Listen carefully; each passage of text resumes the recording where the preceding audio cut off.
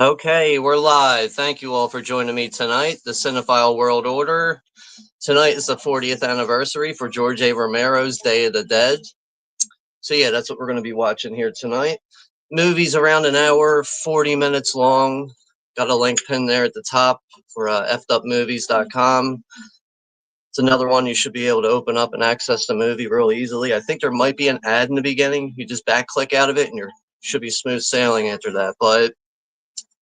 But yeah, so we should be like 2 hours here tonight on average. But yeah, we'll see how things go. Also got some subscriber mail here recently. Just really amazed by what was sent to me recently. I'm actually going to try to have a unboxing video uploaded tomorrow on the channel. So it'll be like the first time doing a video in quite a long time, and it's going to be for some stuff that was sent to me from a subscriber here on YouTube. So, but yeah, definitely amazed by that. But we'll get to the chat here in a second. But yeah, I could not find this on Internet Archive. It's available on Look Movie too, so whatever you want to go with. But yeah, another thing is I was actually watching earlier today. I went back and started watching the features on the Scream Factory Blu-ray, the World's End documentary. Man, such a good documentary that is. Makes that release so much better to have too. But yeah, overall, George A. Romero's originally like his original Dead trilogy. It's really hard to pick a favorite out of all of them. I probably lean towards Dawn the most, but I love Day of the Dead. But I'll get to the chat here in a moment. I think we got 3 people here right now.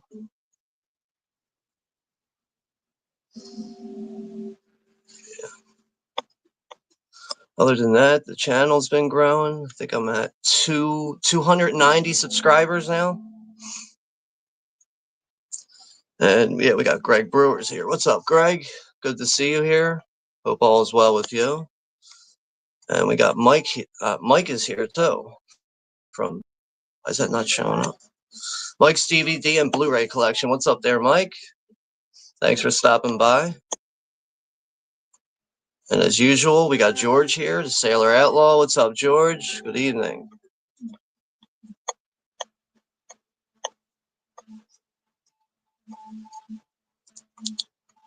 Yeah, I highly agree, George. And definitely not that fucking remake from that come out like 2008. That fucking trashy ass remake, man. That's a bad one right there. But Romero. It's for me. It's really about the original trilogy from Romero. Like everything that comes after Day, it's really like, man, it just doesn't stand up to the original trilogy in my opinion. But I really do like all the films that he's done. Even Land of the Dead, I'm a fan of that one.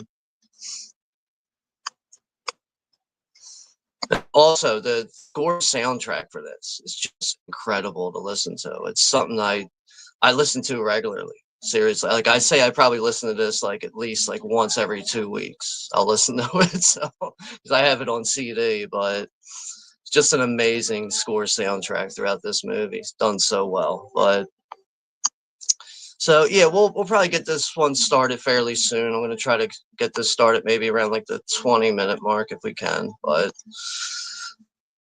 yeah, probably wait until that subscriber if he shows up here later on. But yeah, definitely gonna have some something to unbox tomorrow. So that's just a brief idea of what's going to be presented in that video tomorrow when I get around to doing that. And Mike's saying, I think I'm going to watch The Wrestler tonight. I haven't watched it in years. That's one I don't have in my collection and also haven't watched in years myself. But yeah, that's something I'd like to have at some point. It's a good choice there, though, Mike.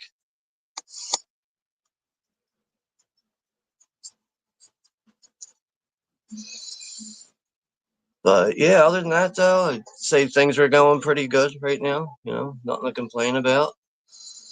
And so I believe the next watch party after this will be the 20th anniversary for The Devil's Rejects. I believe that's Tuesday, the 22nd. think that'll be the next time we're going live here. Yeah, something's going on with YouTube. I tried sharing out the stream on my channel, and it just will only share like the words, like what you write down. It doesn't share out the actual video. Something glitchy going on there. I don't understand that, but no big deal. It's not stopping me from streaming, that's for sure. Yeah, Mike saying badass movie. The first three Romero movies are the best. Love them. Yeah, I agree, man.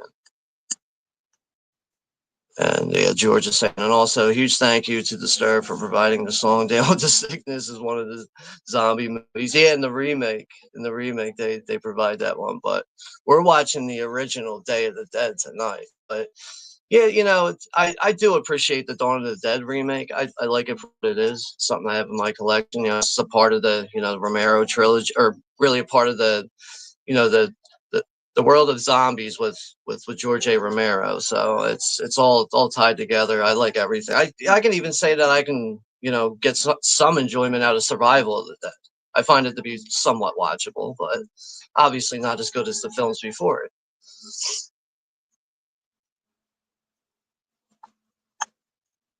But yeah, in the remake, I really do think that "Down with the Sickness" song was utilized very well in that movie.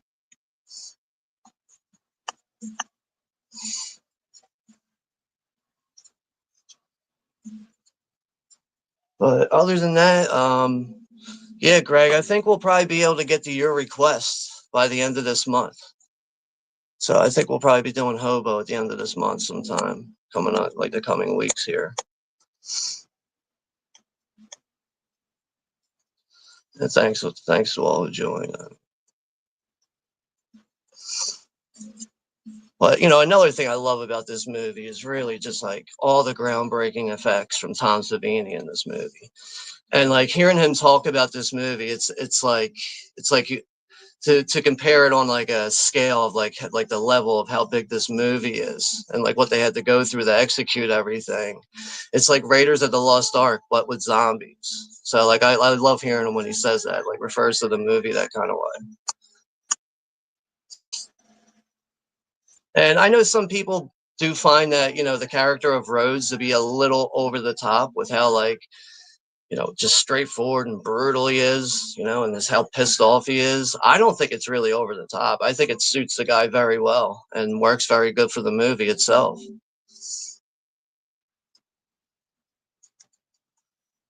Yeah, make sure you guys are subscribing to each other. It's good to see. Yeah, Hobo's just that's another one that's fun to watch. It's over the top, super bloody, just fucking ridiculous. Fun movie though. Looking forward to doing that one. And yeah, so yeah, George returned the favor back to you, Mike. It's good to see. And we got Anthony Chobits here. What's up, Anthony? How are you, buddy? By the way, still up to 2014 in my memoirs. That's good to see, Anthony. Still kicking with the memoir. Can I get that out? Anthony's 42nd birthday is coming up. Isn't your birthday in like October or November? So or maybe December. Who knows? Something like that. But I just turned 42. That's right, back in April. I keep forgetting I'm 42 now. I'm still like considering myself 41. If there's really even a difference to that, really not.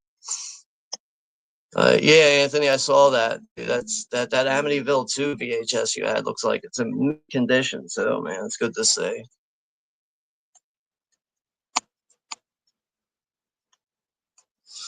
And all right, yeah, it's a good question there. What's your thoughts on Return of the Living, or yeah, Return of the Living Dead 3? I actually do like Return of the Living Dead 3. I remember growing up with that movie, and when that came out, I was like around 10 years old, I think something like that, 93. But yeah, I've always enjoyed that one. But as far as like the Return of the Living Dead movies, like they stop right after that. Like, nah, I can't watch anything after part three. But yeah, I do like part three. It's a possibility we could do a stream for that one at some point. Highly likely. Okay. So yeah, Anthony's birthday is September 2nd. Okay, yeah. So yeah, it's right around the corner in the coming weeks. So Greg's saying, do you think indoors in a silo for most of the film hurt Day of the Dead any? I think it's all utilized perfectly though. It's maybe they could have did more outside of the underground unit. I think, you can definitely ask that question as a legit, straightforward question, really. But I like the movie the way it is. But yeah, I'm sure they could have made all types of different changes to make the movie better. But I'd like to see something like that, though. But hopefully they never try to get into that whole idea of rebooting these movies again. Like, I think the Dawn of the Dead remake in 2004 was like, all right, it's about as far as you can stretch these movies here before it turns into like The Walking Dead. Just never ends. And Mike's saying, I'm an April birthday, so April 13th. Okay. I'm April 19th, day before Hitler's birthday. so, so Anthony's saying Brianna's funeral is this week. Yeah, sorry to hear that, Anthony. Hopefully, you're dealing with that as well as you can. And Kent McCord did a spectacular job. Welcome to the September Society, Anthony. George is saying. And Sue is here from the Bud Files. What's up there, Sue? Hello, peoples. Good to see you here. Hope all is well with you. And all right, so I think that's about everybody for now.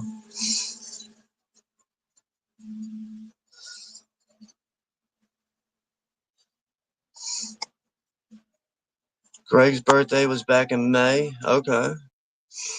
I believe you're around the same age as me, right, Greg? 42? I think you're around that age. Maybe a little bit younger, a little bit older, who knows? And yeah, Mike's DVD and Blu-ray collection. Return of the Living Dead 1985 takes place in Louisville. Always thought that was cool since I live outside of Louisville. Yeah, all that stuff is pretty cool. Like, when you're watching a movie, like I really remember the first time I watched Dawn of the Dead at a young age. And the movie opens up in Philadelphia. I live, born and raised in Philadelphia. When I saw that on TV, it like freaked me out just a little bit more because I was like, oh my God, there's zombies in Philadelphia. But yeah, all that stuff can be pretty cool as far as like, having some kind of like, I don't know, personal relation to what you're watching and that kind of way of like where you're from and everything.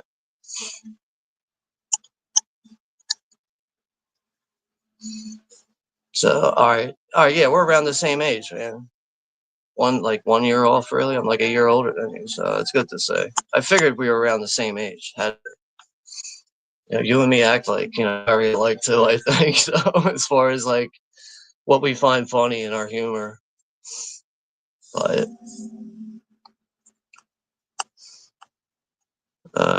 George is saying talking about too close to home. And what do you say, Mike?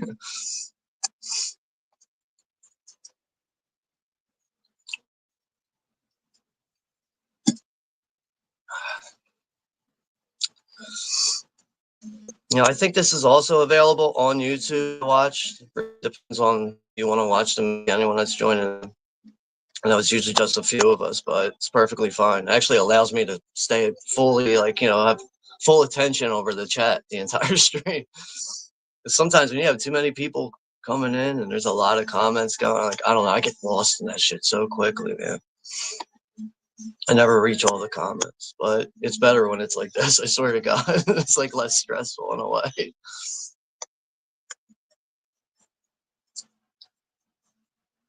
All right, so Mike is 49. So yeah, we're all in the same kind of range. We're all in the 40s there, For me, you young pups, yeah. I don't know. I don't think it's really fair to say like until like what age is like fair to say to be like like all right, now I'm getting old. I don't think you should be like really renouncing that until maybe your 50s. Some people say that shit in like their late 20s. Like, get the fuck out of here. Not getting old.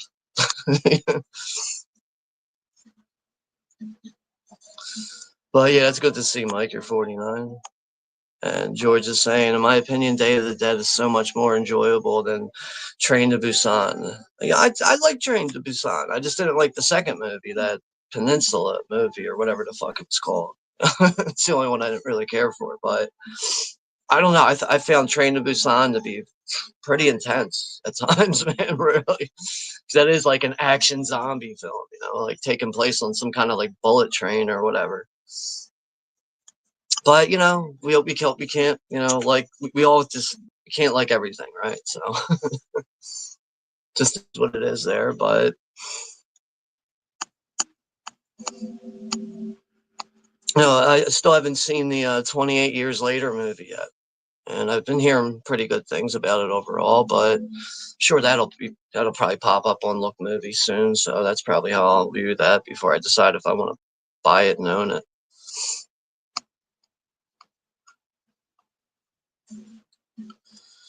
Yeah, Mike's saying. Yeah, as a kid, it got me because it seemed like it could really happen in my backyard. Just be out there minding your own business one day, and then bang, fucking zombies and shit all over the place.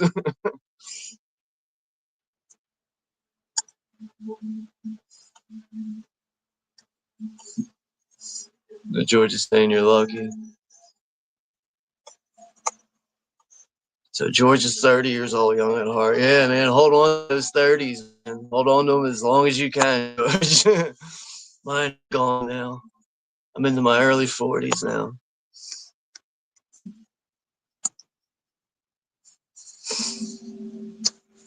But yeah, so another movie I really want to schedule a stream for that has to do pretty much with this franchise is Tom Savini's remake of Night of the Living Dead, the 1990 movie. So that'll actually be 35 years old this year. So that's another one I want to get scheduled on the channel at some point in the future here. But really want to try to get those Grindhouse movies done with Death Proof and Planet Terror, once we get through Hobo. And possibly Machete, too. So that'd be 4 movies right there. But as long as I had the time to do the streams, don't phase me. I have a good time with doing this for the 2 hours that we spend here.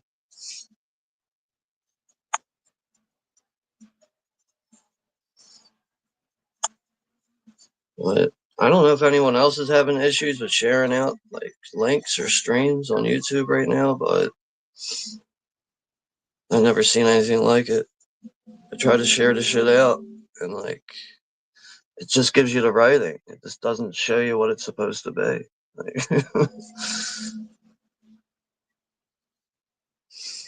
strange, strange, strange.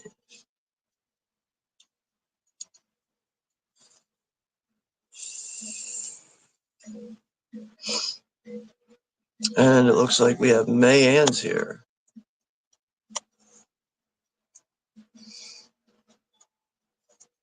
And George is saying to each their own, as they say. Yeah, right, It's one of the many things I enjoy about YouTube is hearing different opinions. Like sometimes hearing different opinions makes me look at a certain movie a different way compared to how I looked at it before that all, was brought up.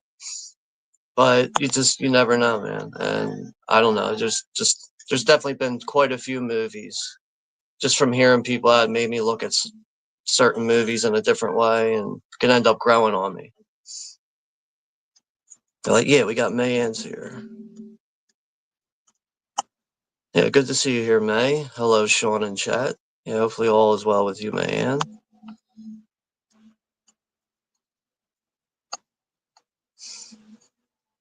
All right, so we're up on the 19-minute mark. So let's go ahead and get this movie going. We'll get this going on time tonight. I got to go get myself a drink real quick. So give me a few seconds. Get yourselves ready. And then when I come back, we'll get this started.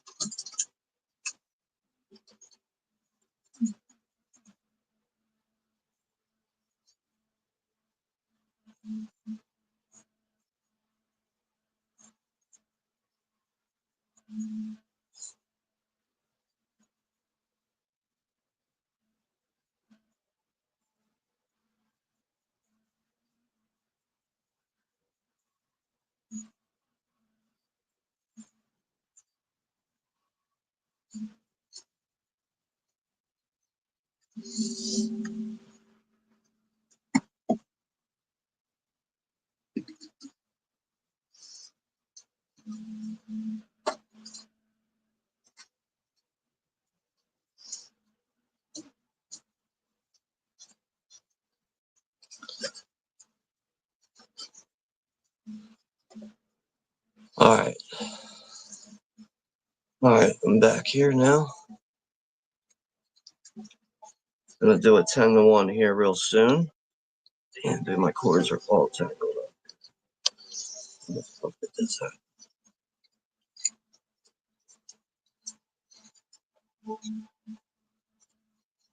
Oh, no.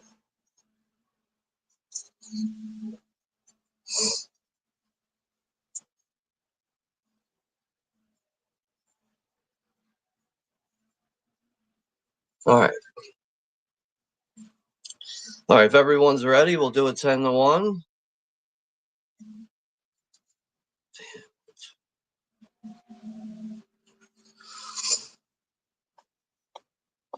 Yeah, I'll try to get some channel links shared out throughout the stream too. So, but yeah, we got 3 people in here, but let's go ahead and get things going.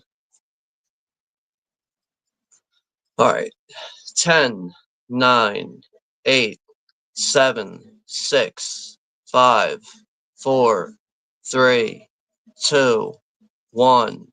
Press play, bitches.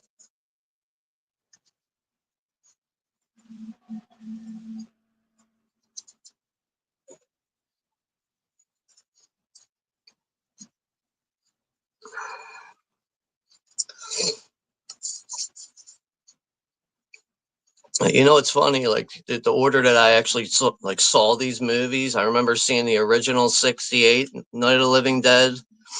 Then I saw the remake from 1990, and then I saw Day of the Dead, and then Dawn of the Dead. So I actually saw Dawn of the Dead last. Definitely an odd order to watch the movies, but that was the only way I could access them at a young age. Justice for Bob.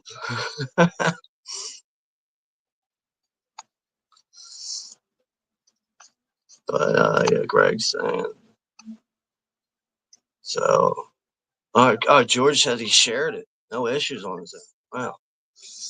Maybe it's like the fucked up device I'm using. This thing's kind of worn the fuck out, but all right. Maybe it's just on my end. I don't know. I'll figure it out later. But yeah, Greg is asking, what would your weapon of choice be to defend yourself against a zombie horde? Jesus Christ. Probably something that's not going to run out of ammo, right? Gonna need like some kind of like double-edged samurai sword, I don't know. Just like I'm thinking of something that just you can't run out of ammo with, right? You gotta be able to utilize this thing through thick and thin, right? I'm gonna say like some kind of samurai sword, Greg. That's what I would have to probably go with.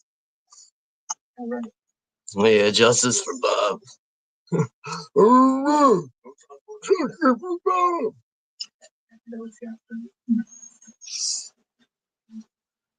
But overall, I really do like all the individual characters in this movie too. Now I don't know how this movie did at the box office. I was only like 2 years old, I think, when this movie came out.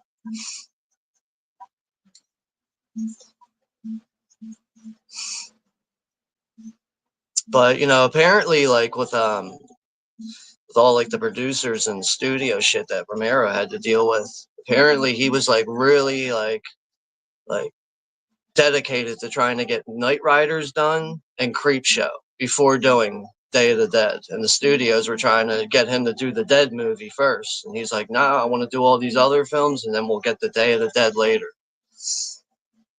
Which kind of just marked the end of an era with with that studio and everything. It's like a 10-year run, I think, something like that for them.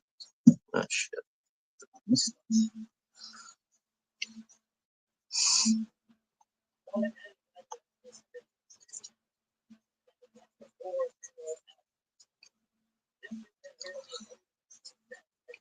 But this has a great intro, though. Really does. Very long, extended one, too. Hello! The girl starts screaming hello on the megaphone. Hello!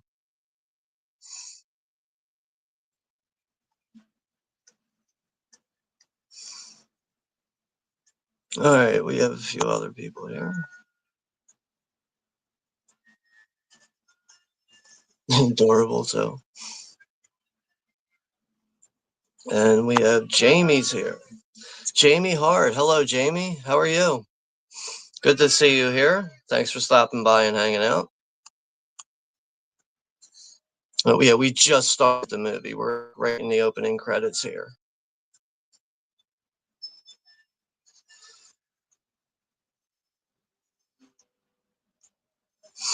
I love when that newspaper just blows up and it says the headline on there, "The Dead Walk." But yeah, the world's just really in shambles at this point. Which is really like the importance of this opening scene with this movie. Just really shows, it's like it's you guys and no one else.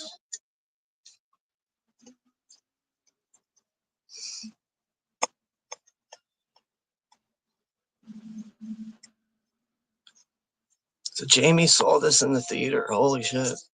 That's right. Jamie is like, I think she's like maybe at least like 10 years older than me, something like that. But yeah, we're not going to talk about people and their ages here, but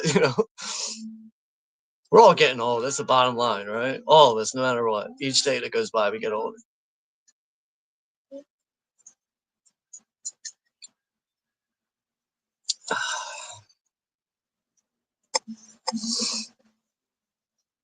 Apparently, that alligator scene there, when you see the alligator coming out of that like abandoned bank, and like the zombies that are walking behind it, apparently those are like actually like alligator wranglers. They dressed them up in zombie makeup.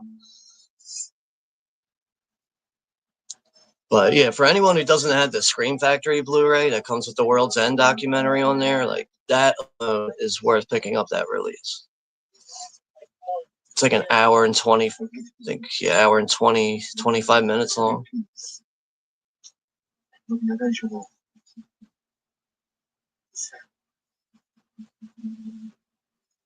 Listening over the intercom on the helicopter right now with all the zombies just moaning. All this shit's getting louder.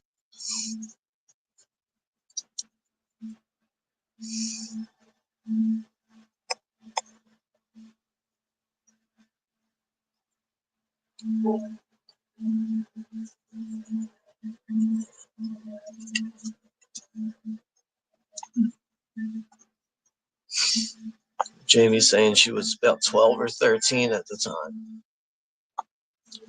It's perfect time to be growing up in the 80s, I think, really.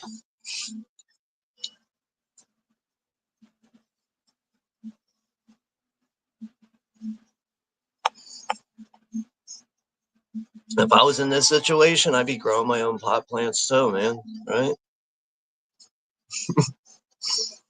Look like some healthy plants there too.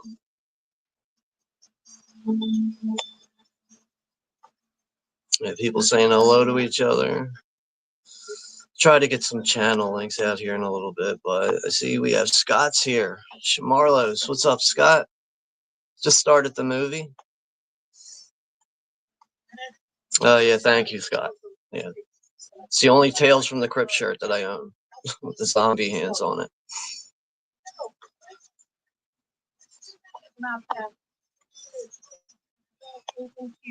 Hey, it's no good to leave the gas tank empty, man. Guy with the Jamaican accent cracks me up.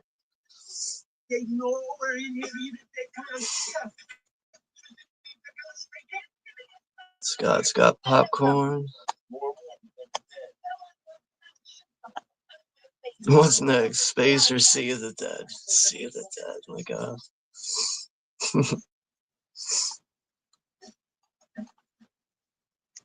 I don't think you can win with either one, either theme there, Greg. So I don't know. It's a tough choice. Theater queen, she's only 25. Jamie saying, I think I look pretty darn good for a 52-year-old woman. Honestly, I don't think you look anywhere near your age, really. Like, you look so young to me. Like, if you never like talked about your age, I would never believe that. Like, if you just randomly brought it up one day, I wouldn't believe you're in your 50s.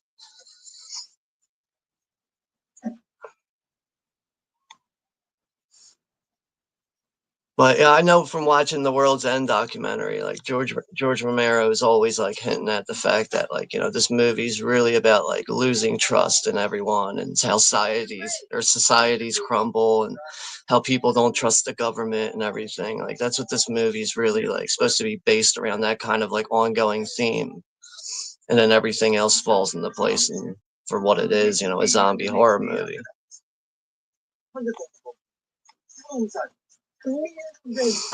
Scott's saying he's watching Tales from the Crypt show. Never go wrong with that. Most of the time nowadays, like, when I watch Tales from the Crypt, it's mostly around like the Halloween season. But apparently Halloween, like, what's that? Like the whole celebration now. It's Halloween nights, like July 5th all the way to the 31st now of October.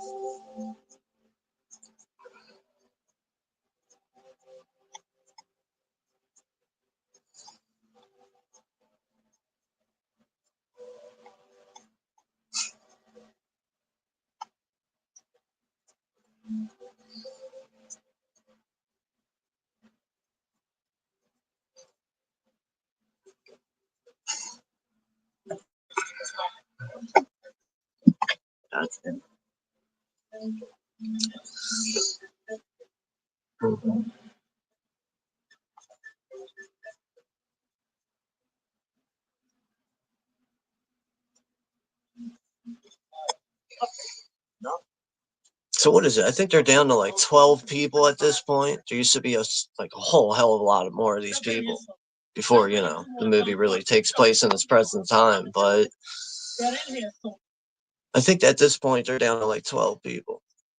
And then they just lost another guy when they came back in the helicopter from, going out searching, see if there's any other survivors or anything.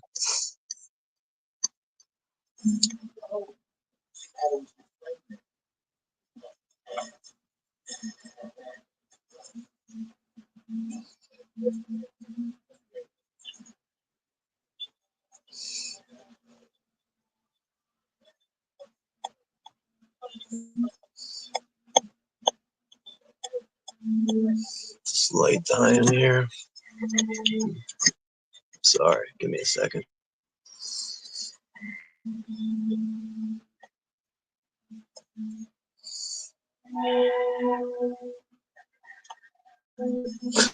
Keeper, yeah, he has the best laugh in the world, right, Scott? It really does. On top of his zingers and one-liners. So Greg's saying seeing a screening of 80s horror film with friends would be fun.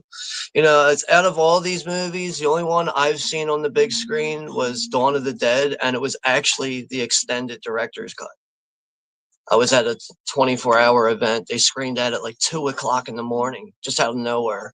And I didn't realize till like maybe like the first 20 minutes in, like out of nowhere, I realized I was actually watching the extended cut. Took me a little bit to figure it out, but yeah, that was like really like one of my favorite like highlights of that whole show. It's like, catching that at 2 o'clock in the morning. But I've never seen night or day on the big screen, so I've seen dawn, and it's a extended cut glory. I think it's better to watch it with the extended cut for that movie.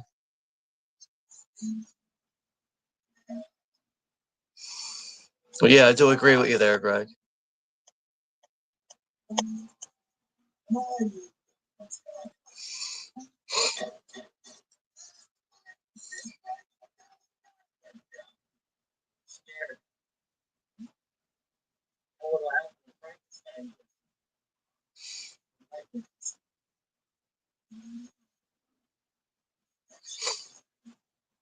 Yeah, another thing that's an ongoing theme in this, the fact that the zombies actually start to build some kind of intelligence throughout certain ones, and seems like they're actually starting to get smarter.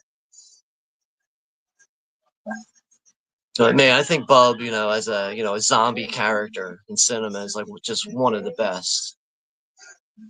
Basically has no dialogue.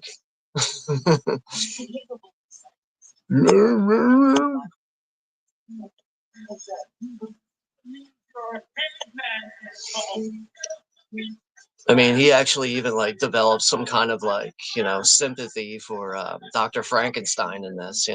When he sees him dead on the floor, gets all mad and pissed off about it.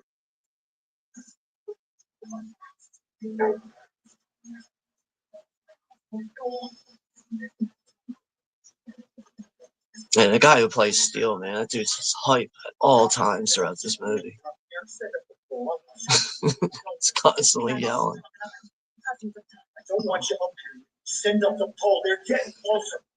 Yeah, I don't know what's up with the shorts. I mean, the post, community post on my end, man. The shit's still not letting me share anything.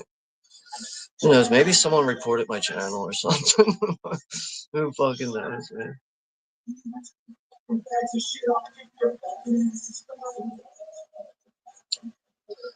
And I said, Greg saying the intro for Tales from the Crypt creeped me out when I was like 5 years old, still watching. Yeah, right. Yeah, there's a lot of good horror intros like that out there. Like even like the other night we were talking about the Tales from the Dark Side being like the creepiest and scariest TV intro ever made. I still think it is, man. That shit, I don't know, man. When I'd be a kid and I like would have the TV on and I'd be playing with toys or something, and that would come on TV, I'd stop what I'm doing right away. I'd be fucking terrified just watching that whole intro on TV. And we got Erica's here from EA Horror. What's up there, Erica? Good to see you here. We just started the movie not too long ago. Well, coming up on 16 minutes soon. But yeah, good to see you here, Erica. Hope all is well with you. Thanks for stopping by.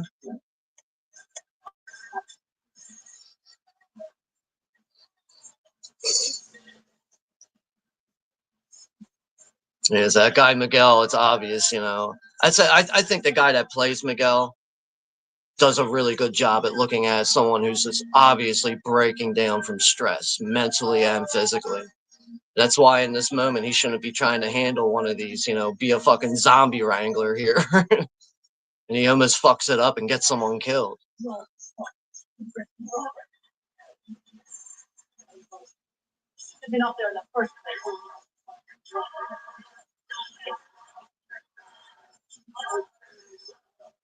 You dirty sons of bitches! Steele's yelling in his face.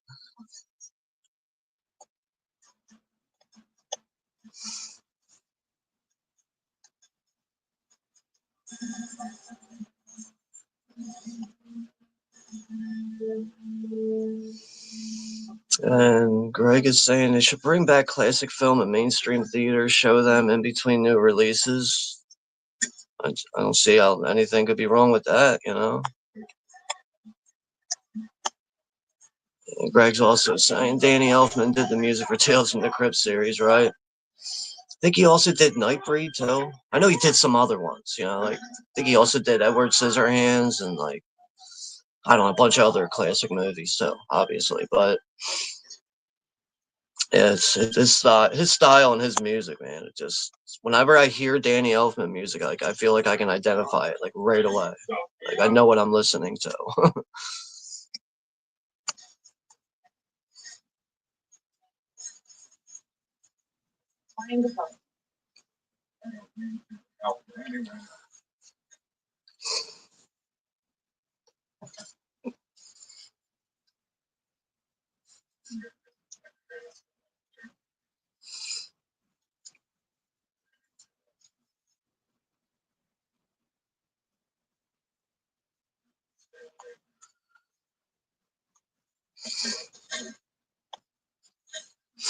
Man, I saw that you got one of those Jaws popcorn buckets. Yeah, that thing looks so fucking cool, man. I think it looks a lot better than I thought it was too. That's another thing. Like I saw you put the movie like in its mouth, and that kind of like helped me realize how big it was actually. So, yeah, I'm glad to see you were able to get one of those. It's definitely perfect for your collection, man.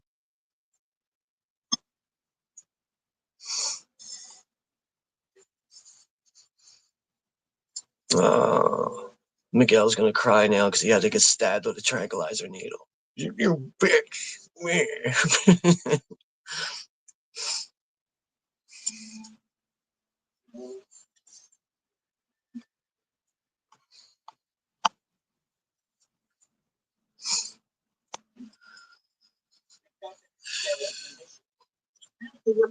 This is where more characters get introduced into the movie. This is where we first see, or finally see Rhodes on screen.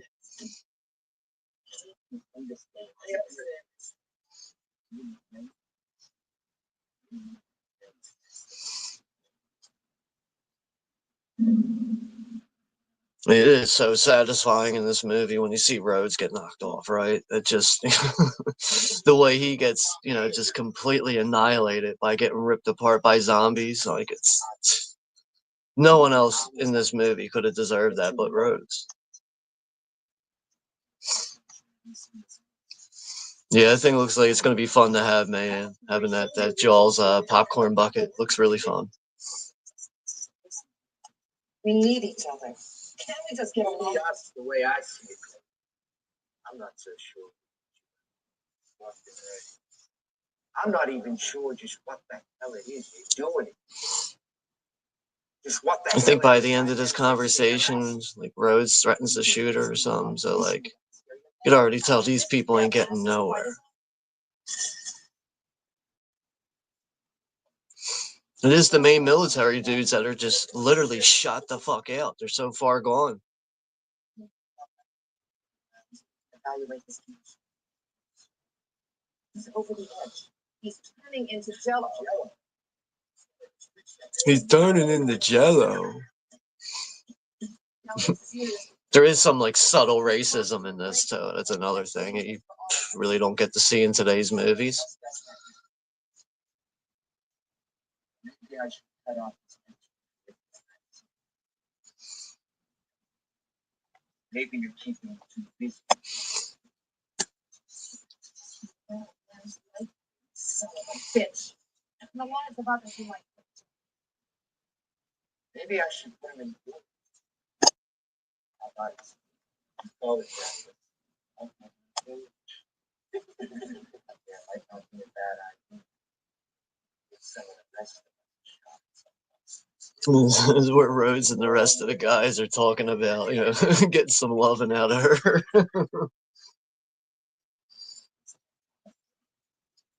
Don't you just tell by this whole conversation, like these, nothing positive is ever going to come out of these people working together.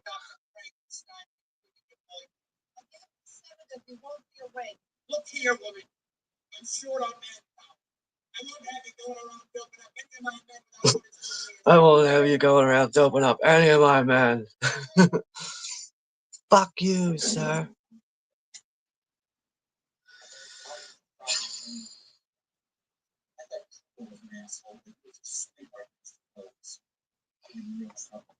Better watch yourself. I mean, physically watch yourself. You just gotta pound some logic into that place. Awesome.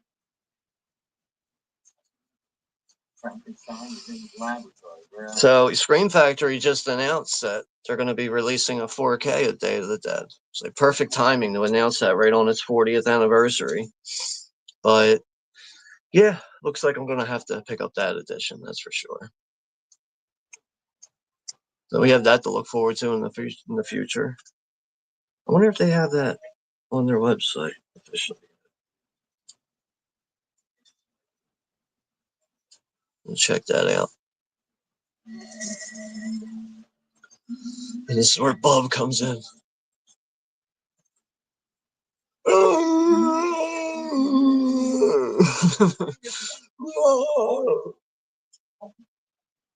And you're in some more.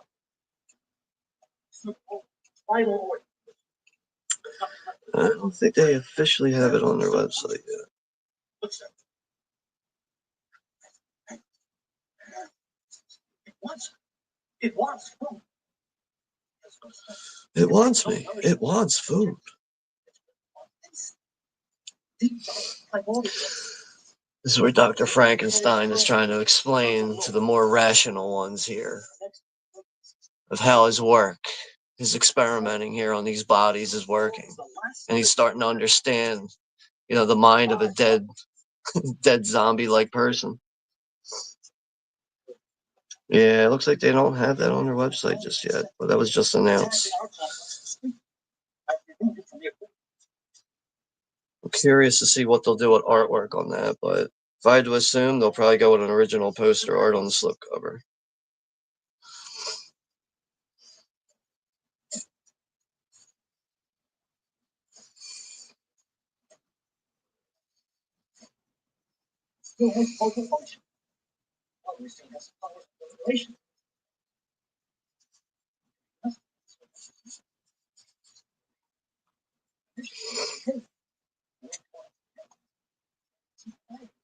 Hours of fancy surgery, and only a handful of people are trained.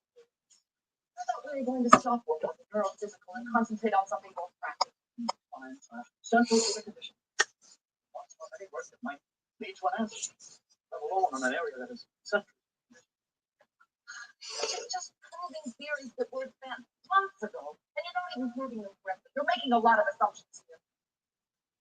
You're wasting time trying to define what's happening instead of looking for what's taking.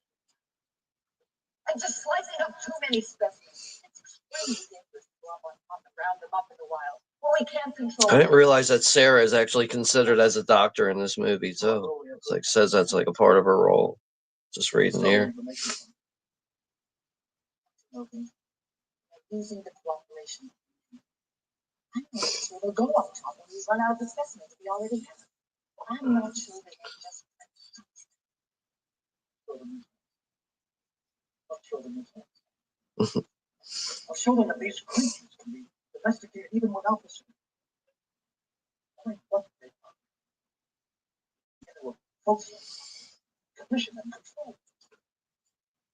Dugan thinks he's going to explain all this shit to all the military guys, and they think this is all going to just go over really easy with everyone. But no, the fact that these guys are already halfway gone, and then to find out that the men that you've been leading that passed away, they're being worked on, being used for body parts and shit.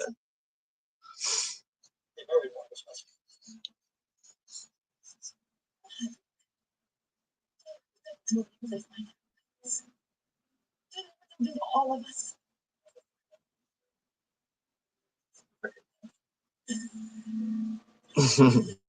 Oh, the rough scene right there. That zombie trying to get up off of that gurney there, and all of his liver and everything, intestines are all popping out. That's some good effects work right there, too.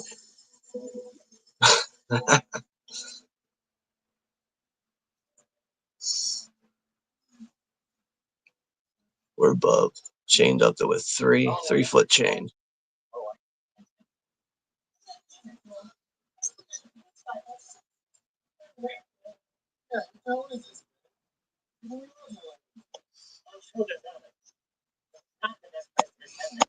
Thank you, man.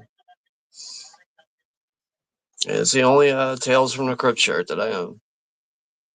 These aren't easy to find. It's tough to find these, and actually for not for an arm and a leg. So sometimes they could be really pricey.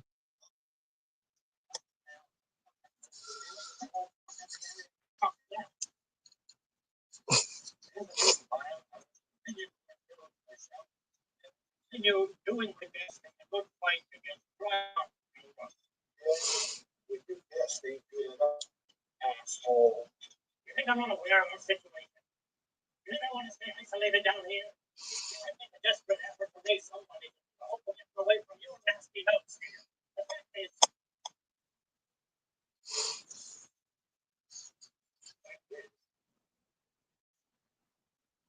we are the only ones left. Nobody was changing my feeling in the Second World War. Workers all the time. They just did a study. We were on relays and we went over the cars off in the mainland now. All the shopping malls are closed. I appreciate your fucking jokes. Keep it up. I'll shove that ball of yours right up your white ass. Are we finished? No, we ain't. Rose and Steele just like, they're just constantly threatening people. Stakes are just getting higher and higher. Tensions is building up. A lot of fancy terms.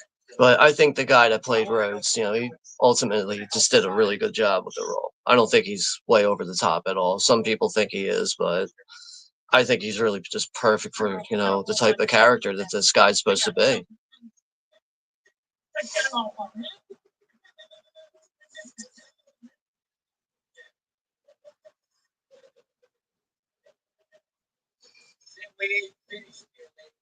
No, this is where he's going to threaten to shoot now.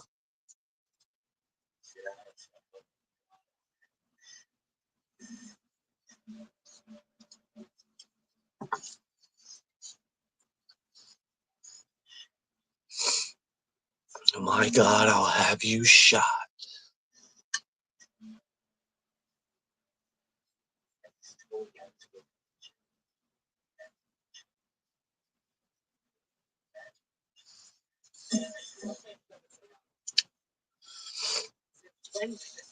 Military operation. Since I took over. Steele? Bang! Go ahead.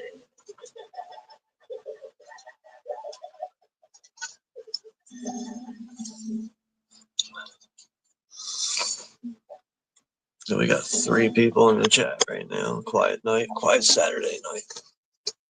You're wrong. You've got to account of 5 events. Rose has his gun pulled out on Steele. He wants Steele to shoot her. He's not going to do it.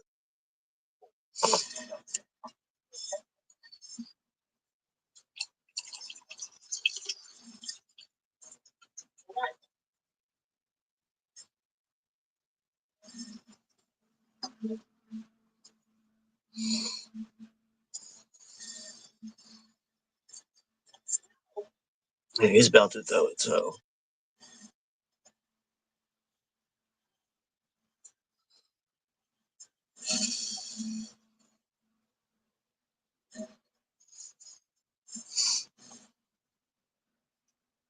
Somebody else said question. No, it's not like Rhodes is actually like taking like orders from like a higher up either. It's him like overrunning everyone that's left in this compound.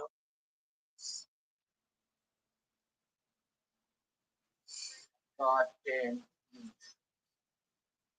Well, I forget who it is. One of these characters here figure out like, maybe we should take that helicopter before anyone else thinks about doing the same thing. Yeah, I know. Yeah, if I had access to that helicopter, I would have rolled the fuck out of here. You can see this whole fucking unit's going downhill. This is not case. We've lost 5. Where does it say we gotta keep those dumb fuck sex stored away we sleep?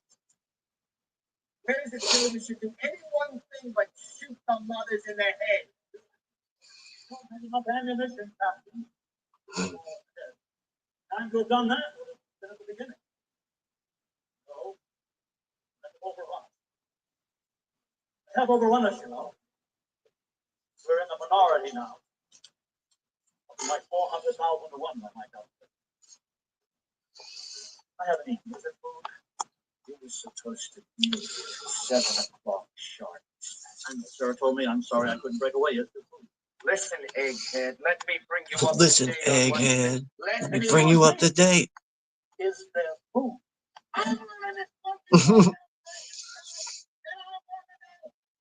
I'm running this monkey farm now, Frankenstein.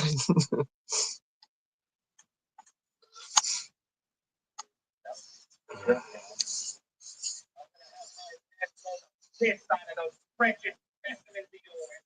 And we're going to get the hell out of here and leave you and your hide polluted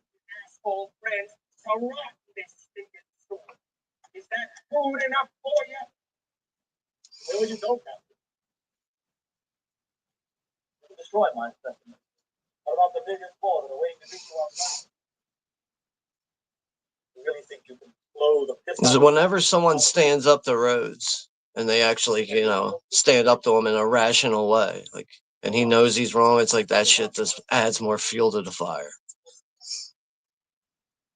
Just, even more proof there. There's no reasoning with an asshole like that.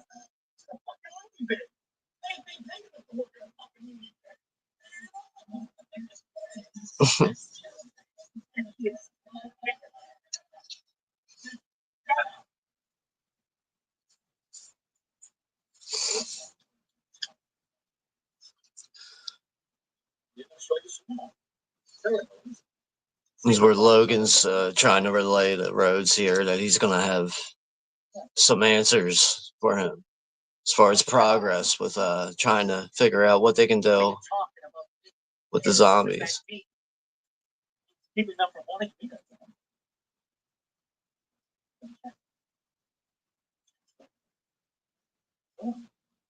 When are you going to show us something that we can understand? Very close.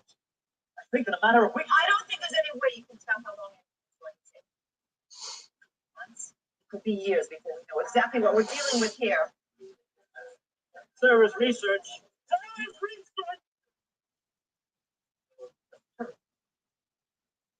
Looking for a way to reverse the process. Eradicate the problem. A long time, a very long time. You never find what you look for. We have a limited supply of chemical agents.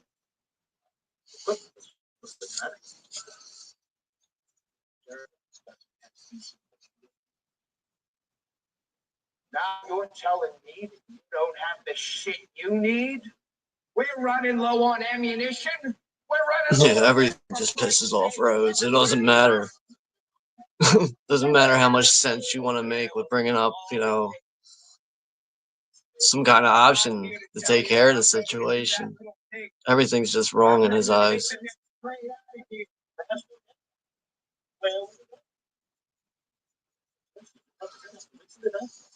Give us however long it takes. There have to be survivors. Yeah, it's Rhodes is, it's the type of person you got to get away from quickly. If not, he's just going to keep running over you and more fuel to the fire with that, really.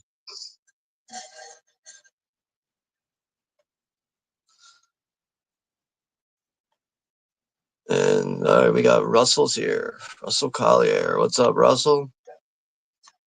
Sonny Bardre, Sean and people. What's going on, Russell? Good to see you here. Hope all is well with you. But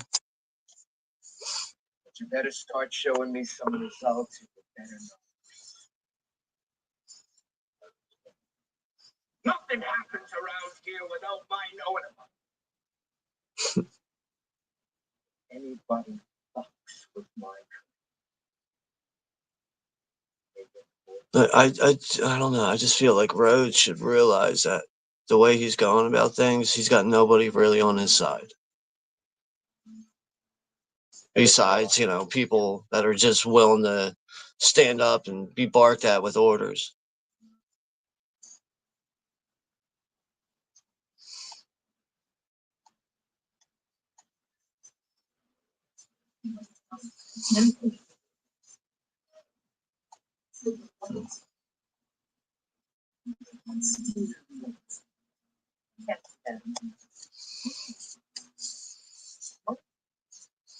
Excuse me.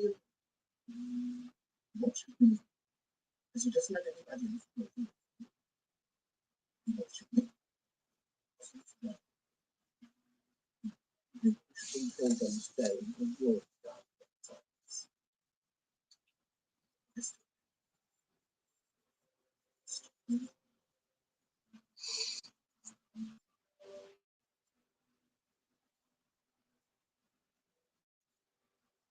It's like working together, ease some of the tensions. We're all feeling the tensions.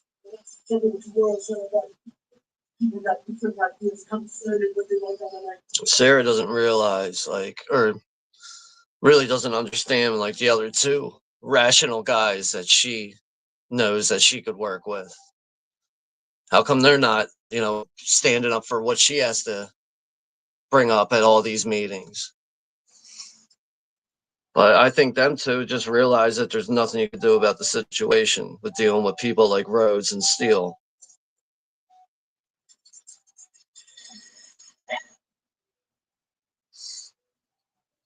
You see, the stress is catching up on Sarah now too. Now she's having bad dreams and shit.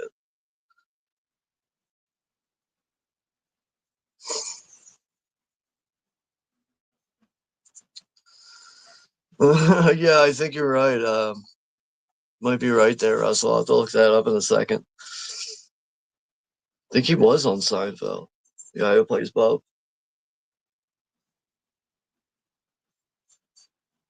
What was the actor's name?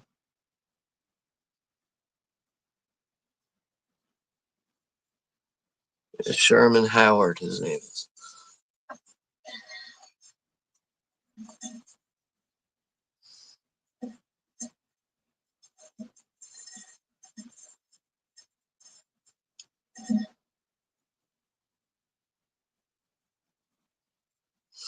Yeah, he's in the Junior Mint episode.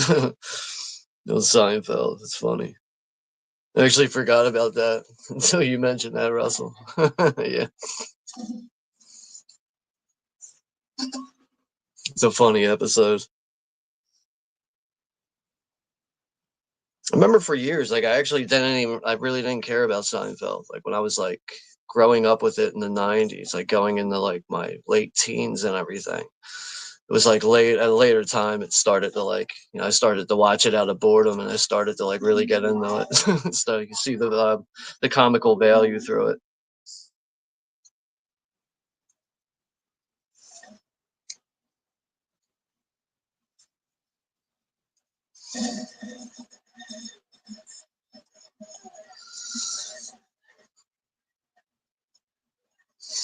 Our timestamp is currently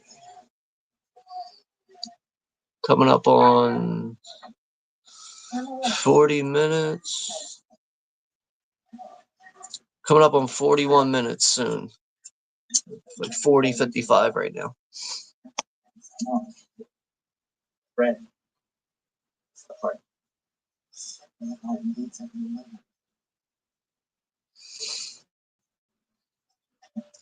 And they're running low on liquor. That's gotta suck. Imagine if you're someone that's like dependent on alcohol. You're like physically addicted to alcohol, and then you run out of it. What are you gonna do then? You're gonna go through some rough shit.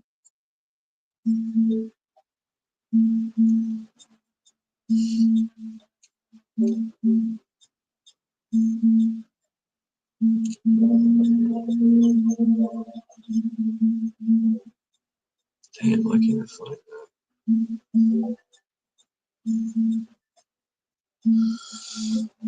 I can't access my own stream right now on this device.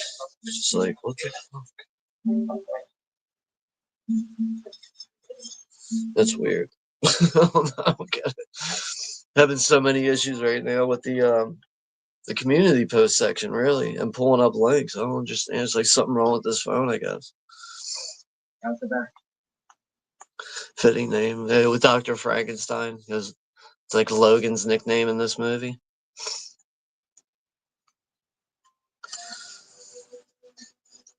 And Greg is saying, you remember the animated series Duckman 1995 showing featured Kelsey Grammer and Jason Alexander? I do remember it, but it wasn't, that was like at that time, it wasn't like I was aware of it then and like watching it or anything. It was really like at a later time I became aware of that stuff.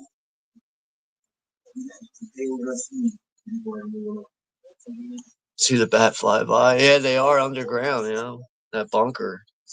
Apparently that is like a real underground bunker, like somewhere out in like Pittsburgh, Pittsburgh area where Romero's from.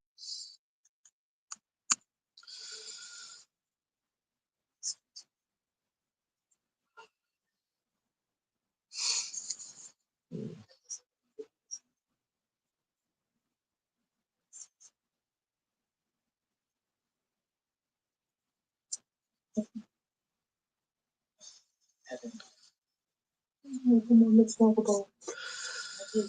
But yeah, next stream on the channel will be this Tuesday, July 22nd. It'll be the 20th anniversary for the Devil's Rejects. So if you guys ain't doing nothing on Tuesday night, pretty sure that'll be going live at the same time, 10 p.m. Eastern time. But I'll remind you guys the day of. And Mayan's saying, Sean, at some point we got to do the Killer Clowns together. Yeah, I'm very open to that. I think I did. Yeah, it was on the old channel. They got terminated. That was when I did a watch party for that. But that movie's not even like super long either. So like that. On top of that, you know, with how fun that movie is to to watch. That's it's to me that's that'd be something we can definitely get done. And with the runtime of it, makes it very doable. But I could probably try to get Killer Clowns scheduled here by the end of the summer. I'll try to find a slot for that. But yeah, I'll keep that in mind though. I'll try to get Killer Clowns scheduled like sometime soon, leading up to like Halloween or whatever. Yeah, it's Killer Clowns from Outer Space, man. It's truly a movie I'll never get tired of watching. That's for sure. Easy watch for me.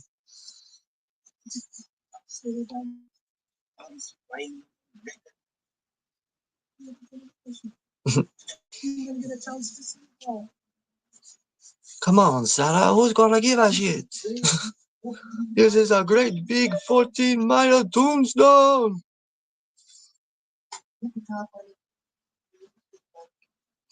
I used to really think that black guy was like really Jamaican with that accent, but apparently, like, nah, he's just a regular, straightforward American guy. American sounding voice. But he's just really good at playing speaking in that Jamaican accent.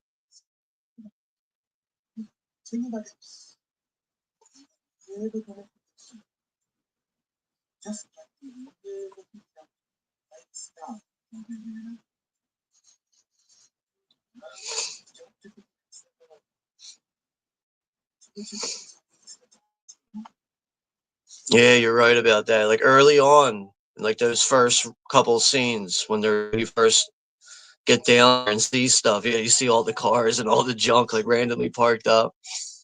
Almost looks like an extension of like Chop Top's house in Texas Chainsaw Massacre 2.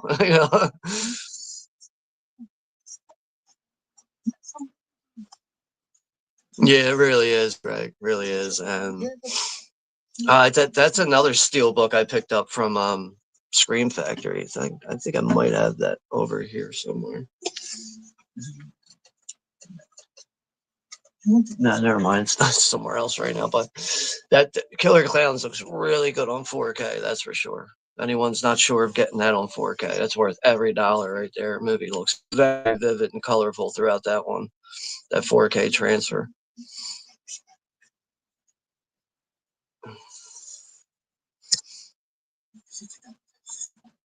Yeah, I'll just I'll keep everyone reminded about getting Killer Clowns done in the future, man, throughout the community posts.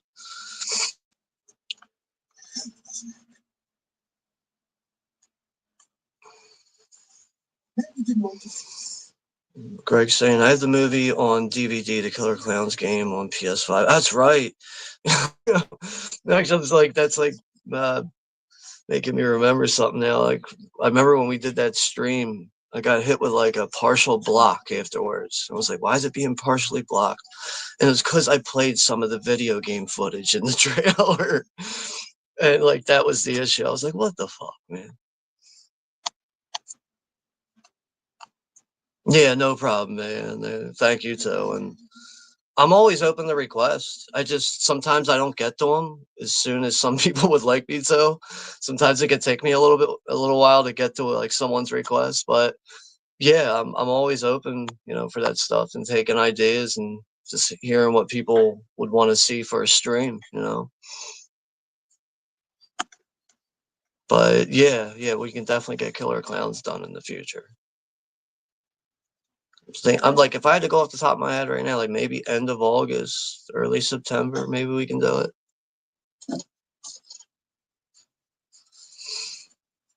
I just know we have one more zombie anniversary coming up on August 15th, and that's the Return of the Living Dead. It's another one that's going to be 40 years old soon. So it's another one we'll be going live for here.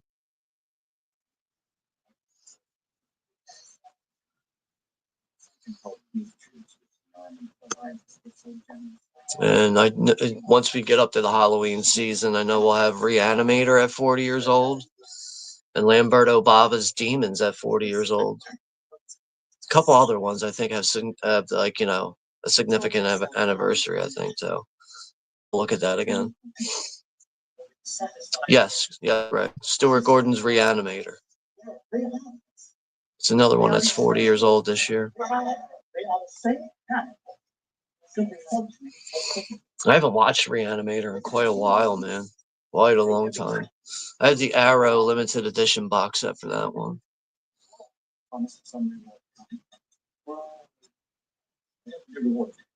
They have to be rewarded. Reward is the key.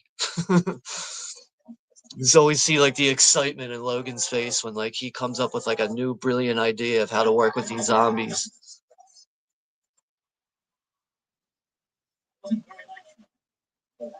He also punishes them when they fuck up. He's just knocked over that gurney. He's like, that wasn't very nice, you know. Now you can just sit there in the dark, think about what you did. It's like trying to run a fucking kindergarten class or something with these zombies, you know?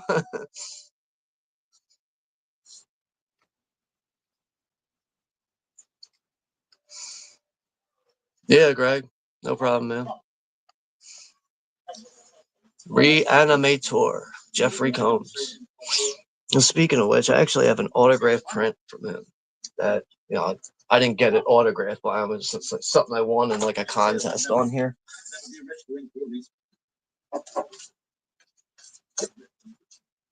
But let's see if we can get this on here without a glare. Is there a glare on me? I gotta fix that. The glare from the TV's fucking it up. That's what it is. But yeah, that's the actual autograph right there. That's the print. Maybe it looks better from far away. I don't have the best lighting system to avoid glares, unfortunately. Yeah, I won that in like some kind of contest on here. I forget exactly. Also, I have a print here from Beyond. Stuart Gordon's From Beyond, but it's not autographed. But it's that creature face.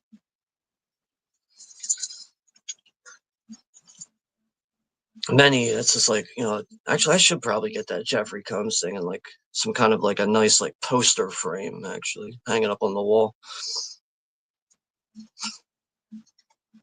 So, man, saying Russell's birthday is coming up on the 3rd. So, August 3rd, I guess, is what you're saying. That's his birthday.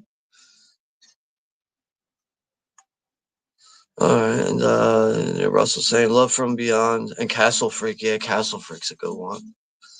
You know, it's funny, for years I didn't really like care for it that much. Like I kind of like ignored the movie. It just didn't like grab my interest. And then as I was working my way through Stuart Gordon films, eventually I went back and rewatched it again, and it started to grow on me. You know, I appreciate that movie so much more.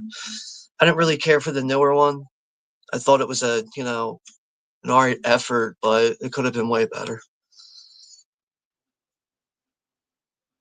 But seeing Bub here, you know, he's trying to work through the Salem's Lot novel book. He sees words. He remembers words.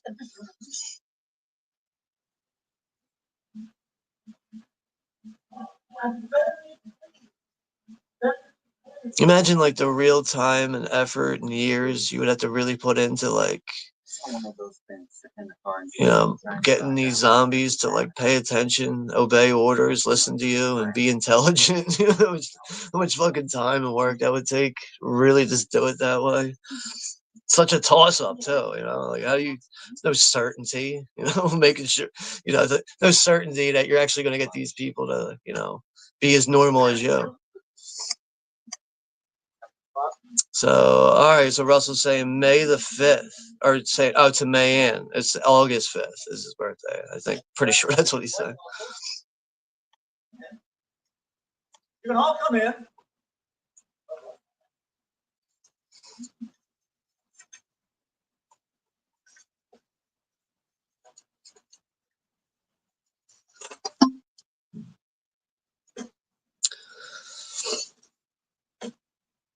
Now Logan's gonna give Bub the phone.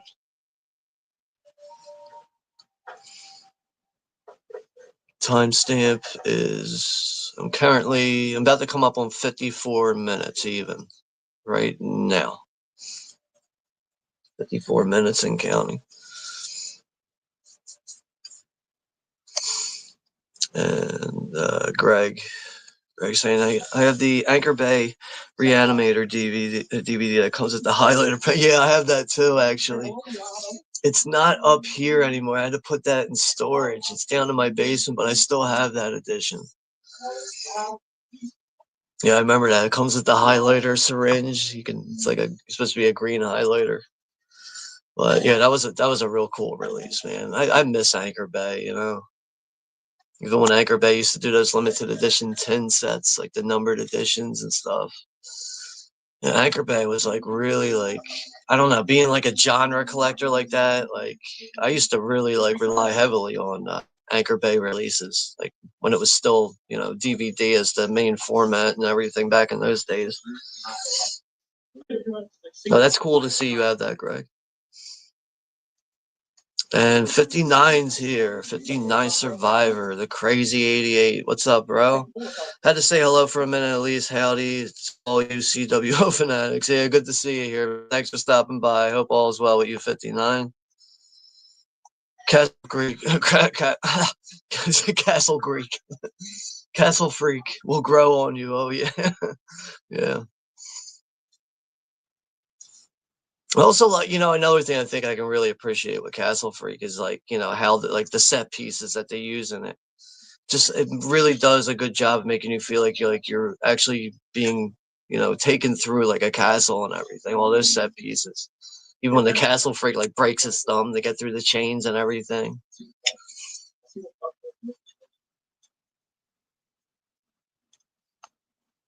Yeah, howdy, Greg. Good seeing you, broski. 59 saying hello to everyone. But now they give Bub the handgun. He's looking at it. He's wondering why he can't fire. He doesn't know anything about the safety, right? It's clear that Bub really wants to shoot Rhodes, right? That's another thing. And Logan actually steps in. Logan will actually put his life on the line for Bub, a dead fucking, human being. What the fuck is wrong with you people? They're dead. And you want to teach them tricks. Almost 300 Sparta strong, Sean. Getting it going, CWO. Yeah, I'm getting closer to 300, man. I think I'm at 290 right now. The last time I checked. Yeah, getting closer to 300, right? I think it would be really cool though if I could manage to get another channel to 1K again, because we all know how difficult it is to do that. But I feel like if I could manage to do it twice on YouTube, I'd feel better accomplishment than the first time doing it, I guess. Well, I guess we'll see. Time will tell. But I'm not going anywhere as far as being on here and streaming and stuff like that. So yeah, reading Salem's Lot. And speaking of that, Russell, I actually did read the Salem's Lot novel. I went to a trip up to Boston before, a 6-hour train ride from Philly to Boston. And I've managed to read the whole novel in 6-hour train ride. Really helped the time go by on that train too, which really sucked because there was alcohol on it, and an hour later they were like, we don't have any more alcohol, you guys drank it all. I was like, what? That's it? Only an hour and you guys had alcohol for this long? Everyone fucking bought it up and drank it that quick.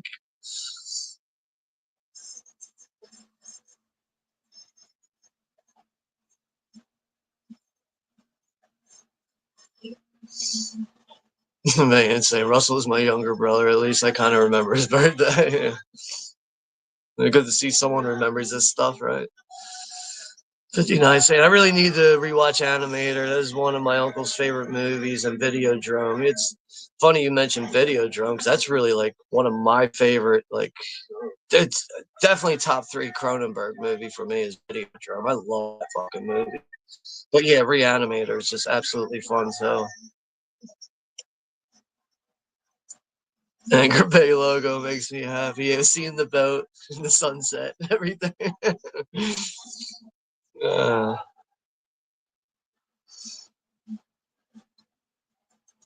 but now this is where the zombies are actually starting to get into the unit here, the training unit. You know, like they overall they handle the zombies like horses in this movie. You know, like you know, getting a guy linked up with a bull or going like bull racing or whatever the fuck you want to call it. Well, this is where, yeah, you get a little bit of humanity out of Steel here when he's got to sacrifice. You know, he doesn't want to sit there and watch his friends suffer and turn into a zombie. So he's going to go ahead and blow his fucking head off and just put him out of his misery. It's like where you get a little bit of humanity, though, out of Steel in that one moment. And obviously, before his demise, you know, you're going to get another brief moment of that. But, you know, Miguel's been bit now. Good for nothing, Miguel, you know, couldn't do anything right because he's so overwhelmed with anxiety and paranoia. So now that they knocked him out, and Sarah's going to chop off his arm here to try to cauterize the wound and prove that, you know, he's not going to turn into a zombie as long as you cut off the wound right away. Very realistic looking scene too when she chops his arm off with that machete. Great effects there.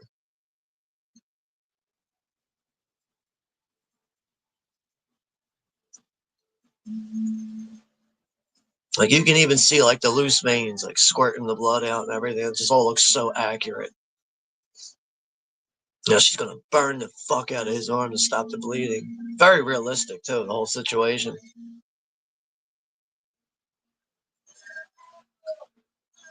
Somebody knock out Miguel. He woke up.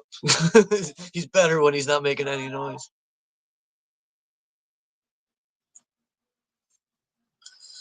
Castle Freak led the way to Funhouse for sure.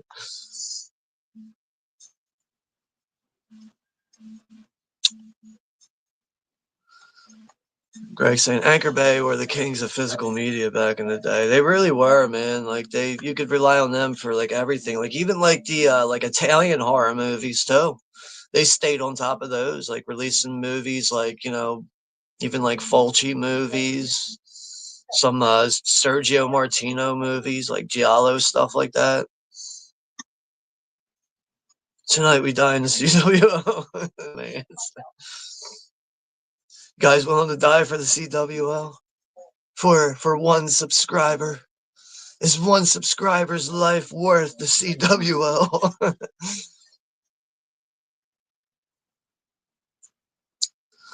This is where we had the first standoff here with Flyboy going up against Steel. You know, people getting a little trigger happy now.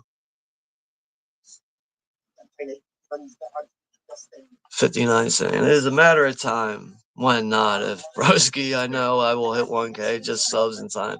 Yeah, you know, if you're just, I think as long as you're consistent with whatever it is you're doing on YouTube, those numbers are going to start to climb up the ladder. And, you know, you just have to go through the process of how it's meant to be. You know, that's all.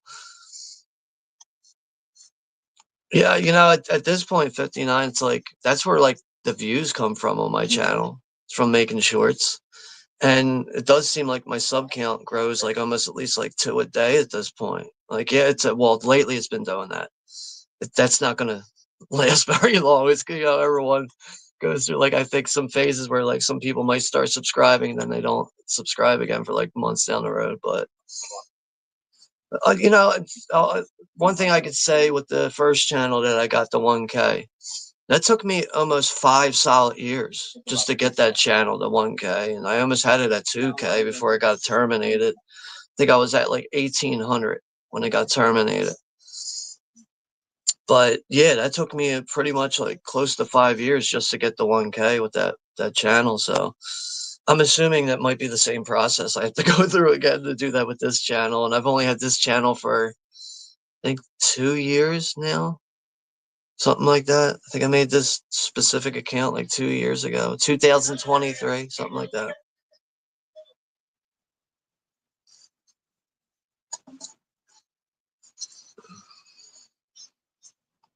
Maybe 3 years. Yeah, man. I just got to stick with it. Just got to go through the process of it again. That's all.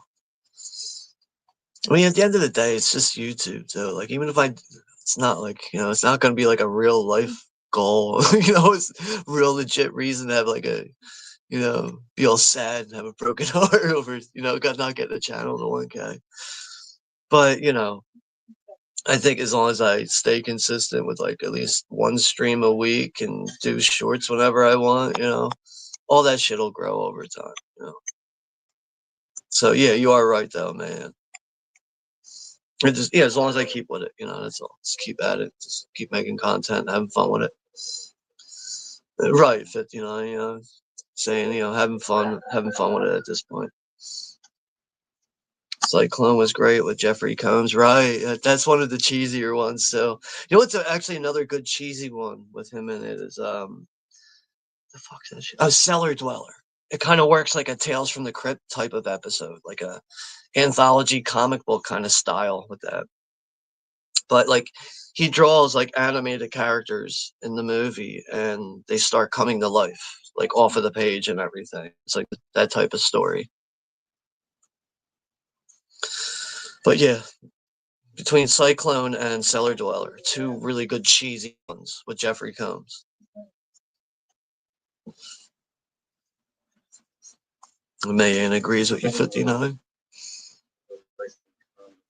I mean, I think that's, one of the reasons why we keep coming back and do this all the time, right? Because we're having fun.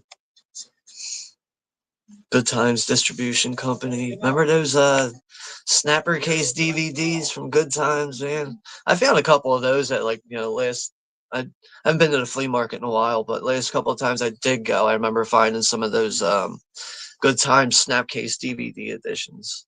And actually really good condition too at the flea market. Sometimes I find those things brand new and sealed for like $1 or $2.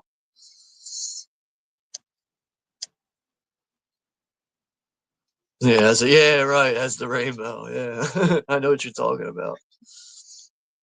I think one that I know I can go off the top of my head. That's one is When a Stranger Calls Back, the sequel to When a Stranger Calls. That's a Good Times DVD. I could call off the top of my head. Russell saying Videodrome filmed in Toronto's old Much Music City. Oh shit, sorry. I almost knocked my stand over. That would have been terrible if I knocked it completely off the stand, because then the stream probably would have ended. Sorry about that. So that doesn't happen again. At least I didn't like accidentally like block Russell from the stream too, because he was highlighted. I've done that shit by accident before, like trying to pull up someone's comment and accidentally like block them from the stream. Like, fuck, that's not what I wanted to do.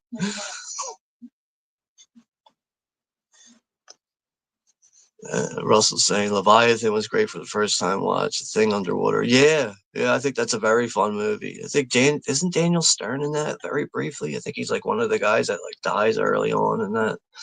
But yeah, it's a cool, underwater monster movie. I think works as a good double feature with Leviathan is that movie Deep Star 6. It's another good underwater creature type of movie, sci-fi, science fiction horror movie. Yeah, right. There we go, Greg. Deep Star 6, right. You read my mind before I even got to your comment there. 59 saying Leviathan, Abyss. Yeah, the Abyss. Deep Star 6, all great in their own ways, right. It's another thing that's really good now is we're getting that 4K for the Abyss. They upgraded the Blu-ray. They actually gave that a 4K scan, and that movie looks like shit on DVD. I've been saying it for so long. This would be like, always like raving, like, why don't we have a nice fucking upgraded, release for the Abyss yet? We finally got it. The movie looks so good now, too. So that movie on DVD really, like, you couldn't see what was in the fucking water. It's always like these giant fuzzy blue blotches of ocean water. It's like, what am I looking at right now? So that's why some of those older DVDs aren't always the best. There's some that, provide clarity, good levels of that, but ones like the Abyss from 20th Century Fox, Jesus Christ, that DVD is bad.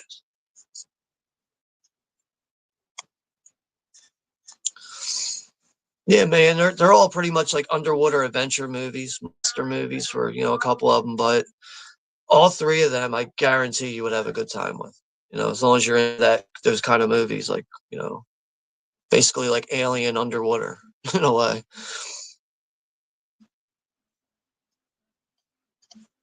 I think, like out of those three too, I would probably have to say The Abyss is probably like the more lighthearted one. Whereas like Leviathan and Deep Star Six provide that kind of like underwater creature in it and everything.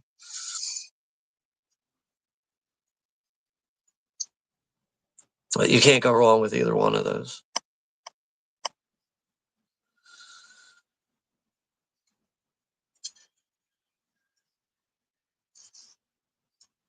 This is where Bub is hearing music for the first time. Yeah. He's getting all excited.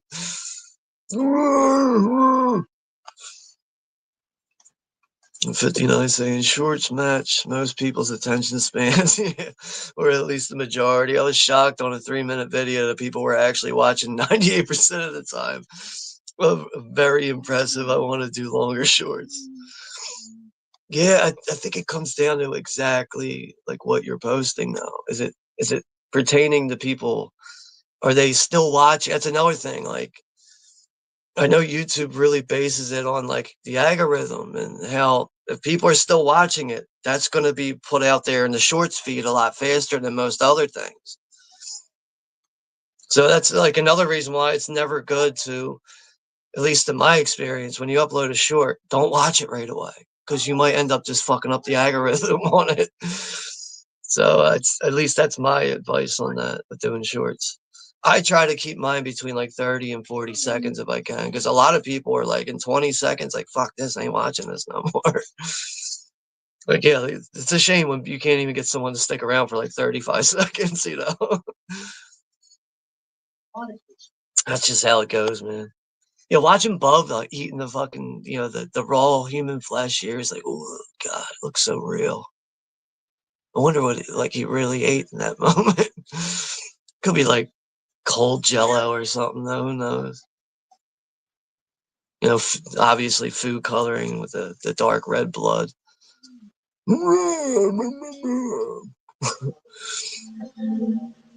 This is where Rhodes walks in and finds out what Logan's really doing with all these dead people. This is where things are going to get really fucked up here too, though. Which is probably safe to say this is like where the movie kind of takes a down spiral. And not in any way, like, the movie is still good no matter what, but it's really the fact that these people cannot work together is going to really start to spiral out of control now. Yeah, so Rhodes ends up taking the M16 and he's shooting Logan here. And Sarah and the rest of them know that they're fucked.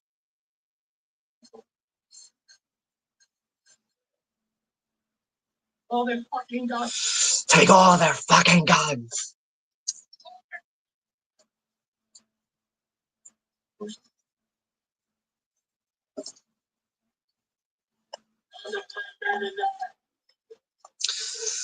Yeah, Greg's saying I'm a true horror sci-fi fan. Yeah, I love that. That it's that crossover between horror and sci-fi is just such a, I don't know. It really just accommodates to both of those subgenres, or if you want to say, well, horror is not a subgenre, really. It's its own genre of its own, but there's so many good subgenres of the horror genre, and horror sci-fi is certainly one of them. 59 saying 5 years, Sean. Wow, give it a few. True for us all. Yeah, it's but It was between like 4 and 5 years, that first channel I had, and when I got it to 1K. And then there was like 2 years after that when it took me to get to eight more or 800 more to make 1800. And I was really close to coming up on 2K. And then, no, YouTube snipped me. And say maybe faster, Sean, because I'm at 1.2K already. Yeah, you know what though, man? Like I knew your channel was going to get the 1K because eventually you got that room that you were talking about to like have all your memorabilia, and you started doing videos. And I was just like, that's it. You know, she's got the hang of everything. Like she's going to take off now. So it's good to see you at 1.2. Or 1,000 or 1,200 subscribers. It's good to see. And I think, yeah, you definitely deserve the recognition you get with everything you do on your channel. Really, you're definitely a legit collector at heart. That's for sure. There's no question about that. Like I'd say everybody that's in this chat right now is, you know. Yeah, 59 saying exactly, Greg. I'm realizing that I'm sci-fi, comedy, horror, but really everything. Got to be open to everything. I think that's important. Just, you know, as I've stated before, like two things that I don't really gravitate towards is romance and musicals. They're just two I'm not big on, but I mean, there is some things I've seen that are romantic related or, you know, musical related that I can sit through and watch and appreciate some of it. But those are really the only two genres I just don't get much enjoyment out of.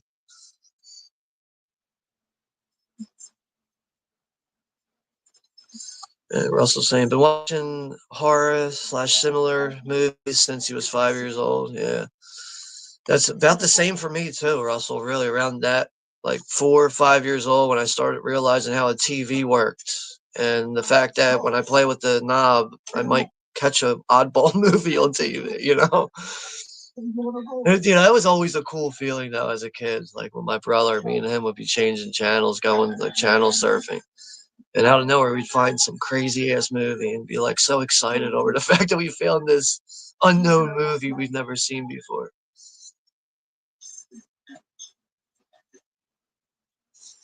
But now everything's really just shit gone out of control in this movie now. Everybody's up against each other. You know, it's really Sarah, the two fly boys against the military now, you know, Rhodes and his boys. But Rhodes keeps barking orders at Flyboy here. Like he's really gonna fucking listen to him. The Rhodes is relying on nothing but his fucking guns, man. No brains, all guns.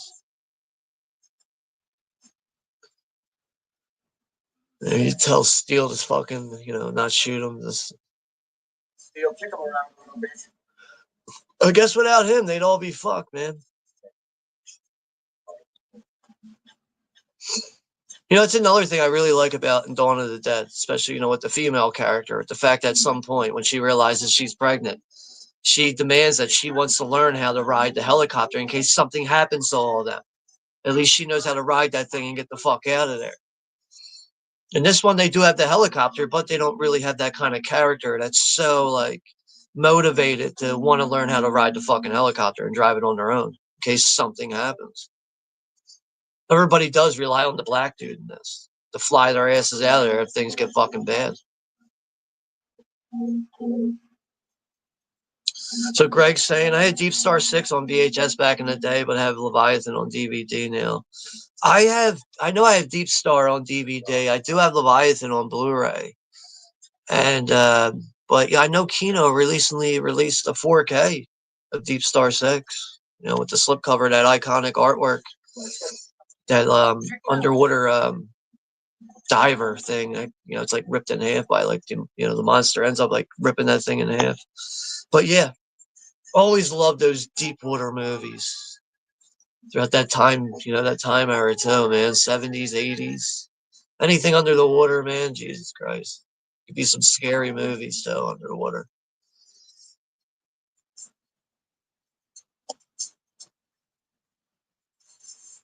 All right, so yeah, Russell's he's familiar with Cellar Dweller with Jeffrey Combs. It's another one that's doesn't have a super long runtime either. I think it's like an hour and like 18 minutes, something like that. Some bizarre runtime. Yeah, it's. I don't think I've ever done a watch party or even any kind of stream for Belial and Basket Case. So I'm very open to. That's another one that's 45 years old this year, right? 1980. I gotta get a I gotta get a Basket Case stream going here at some point, Greg. Yeah, the Basket Case sequels though, they are some crazy far out shit going on in those movies, but they're fun, man. They really are. I enjoy those movies. The second one's really out there too because it presents new freakishly looking characters throughout it and everything. You got like someone's head's like in the shape of a moon. It's like one guy with big ass teeth and everything.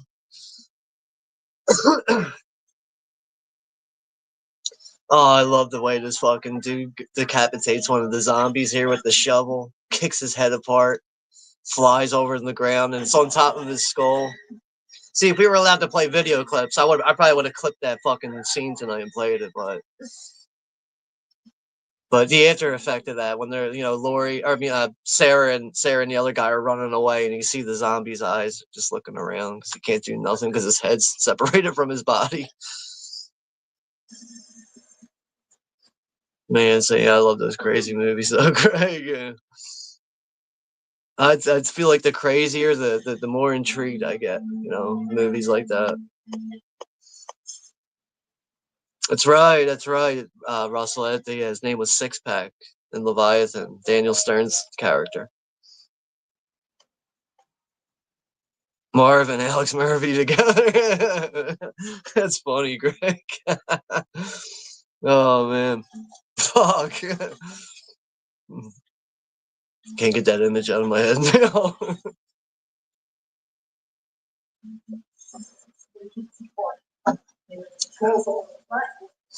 But the third act here, I really think this movie has a great third act overall. And we're coming up to that now because now they're realizing, that hydraulic lift that gets them in and out, dividing them from the surface to the ground. Someone fucked with it, and now they can't get out of there. Come on, Steel, fix it. I can't fucking fix it. You fix it, Rickles. And now after Rhodes and his buddy here got knocked out, he wakes up and realizes his guns have been stolen. He's fucked now. Yeah, that's right, Russell. That's, one of the things I find that, that I do like the Rhodes character. I know, like I said, some people consider it, his performance in that to be a little over the top. I think it's done very well, and it makes the payoff at the end when he gets ripped apart very satisfying. Because based on how much of a fucking incompetent dickhead he was, and he just couldn't fucking work together with people.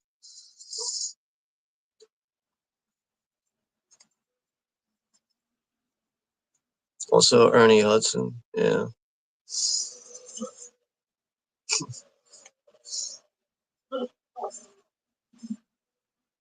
Bub cries when he sees Frankenstein dead. Yeah, that's another scene I was briefly touching upon earlier in the stream.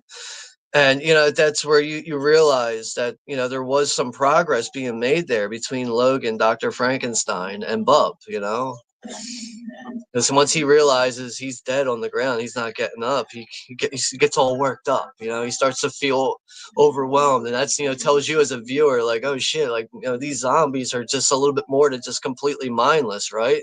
They're actually showing emotion in this moment. And Bob is a good shot too, right? Yeah, yeah, he really is. It's a lot of squibs, a lot of good ones in this though, man. I think all the effects work, blood and guts, everything that was really contributed and done and executed in this movie is just such a good job. A lot of groundbreaking effects in this, mainly, with a lot of the facial prosthetic work on zombies, making them have deeper features in their faces and everything with the more rotted and gray looking skin. Now, this is where Gil is going to sacrifice himself, him and his chopped off shitty arm. He's gonna take them all down. What's going on? Steele and Rickles trying to fucking hotwire the fucking lift. Into the yellow bastard. He fucked with the controls. Subtle racism right there, right? Oh man, Miguel getting his throat ripped out, man. That's some rough shit right there. Man.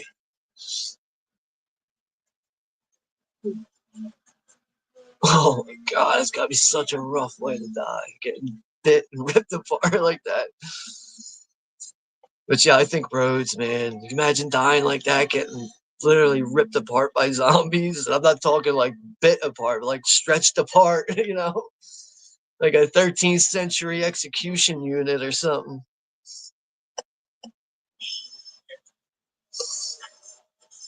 Holy fucking shit. They're realizing the zombies are coming down into the underground bunker now.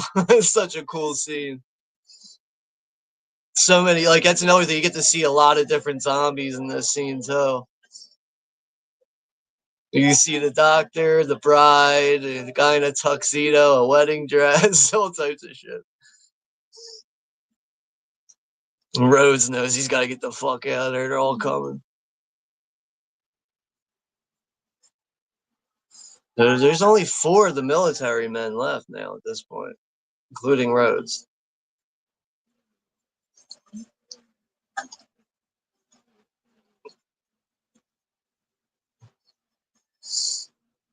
So we'll probably be coming to an end with this stream about 15 minutes now. You know, the movie's almost over. Greg saying, I see a lot of comedy and horror. I think that both of those really work well. But there's times when you see horror comedy, at least in my opinion, it's like no one gets that perfect, or no, not no one, but sometimes certain filmmakers won't get that perfect blend done right. Because I really feel like with horror comedy, like as long as you know how to blend those perfectly, like you should have, you know, a very effective, solid movie. But yeah, I do agree with you with that, man. Especially like in like movies like, for instance, like the 1987 movie Street Trash. Like to me, that's like a movie I'll never not laugh at. You know, it's so over the top and funny. But you know, it's mostly based on like graphic gore in it, like horrific moments, and that you see in horror movies. And we got Stephanie S is here, another one from the Crazy 88s. What's up, Stephanie? Hi, hello, friends. South Park is a musical silly. Yes, yes, it is. It's another one I remember seeing on the big screen in 1999. Yeah, howdy, Steph. Howdy, Greg and CW. Whoa, whoa, whoa, whoa, whoa, whoa.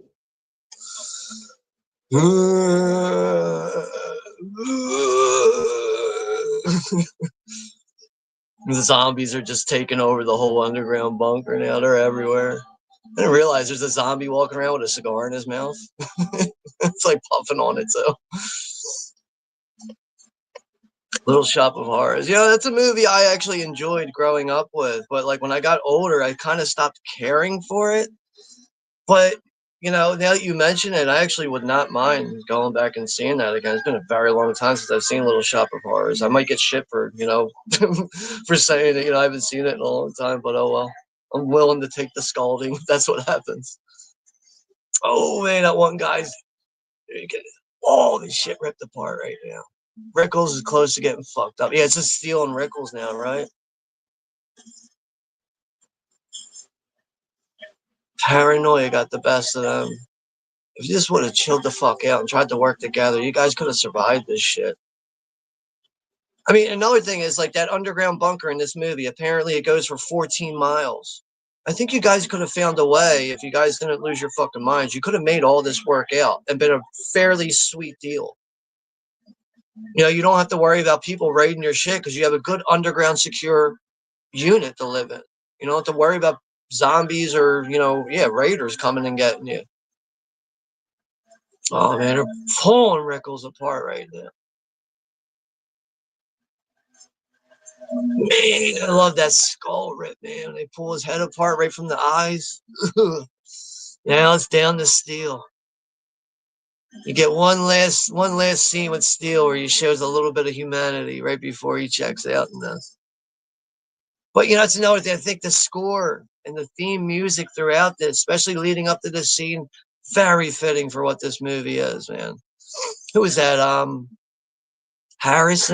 Harrison, I think his name was, who did the music. So it looks like Rhodes has actually locked Steele and the other ones out, even though it's just Steele now.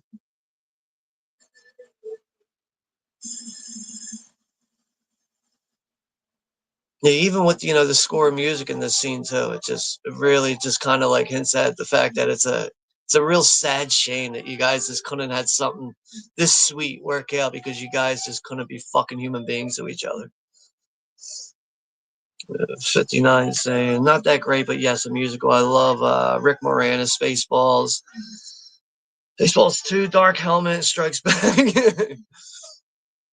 Dark Helmet.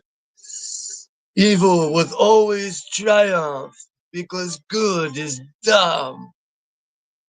It is coming. Okay. I mean, I can't say that I'm like very surprised because like everything's being revived or remade or whatever the deal is. It's cash grab bullshit anymore. Now we see Bub showing off his aiming skills here, man. Not only can he shoot a gun, but he can aim that motherfucker. Come on, Bub, you puss bag brain piece of shit. I'll shoot you. Ah, yeah, that's where Steele gets his throat bit. Good blood spray throughout the back of the head.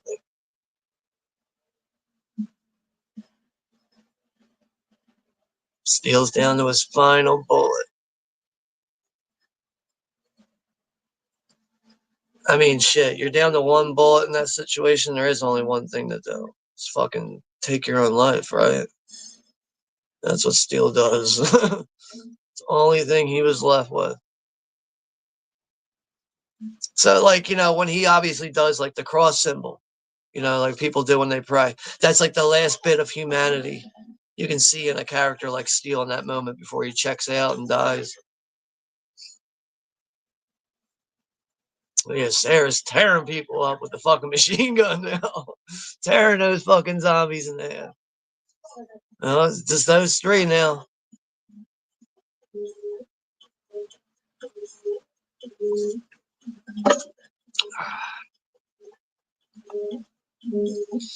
$59 saying, not missing much, Greg. Just look up the part that Jack Nicholson does. He is a dentist that is worthy to watch on YouTube. They were making a Spaceballs sequel, Russell Collier saying. I know bummer John Candy can't be in it. Oh, yeah, right. That truly is an actor I miss.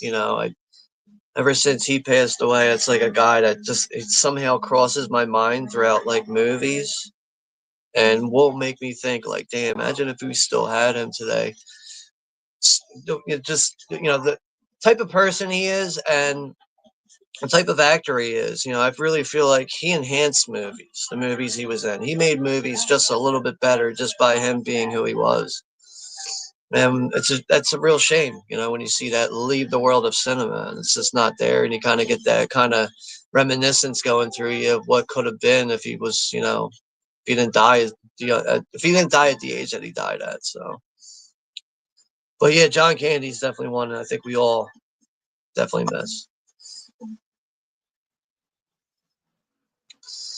All right, we're coming up now. Yeah, so where Rhodes is going to be meeting his maker.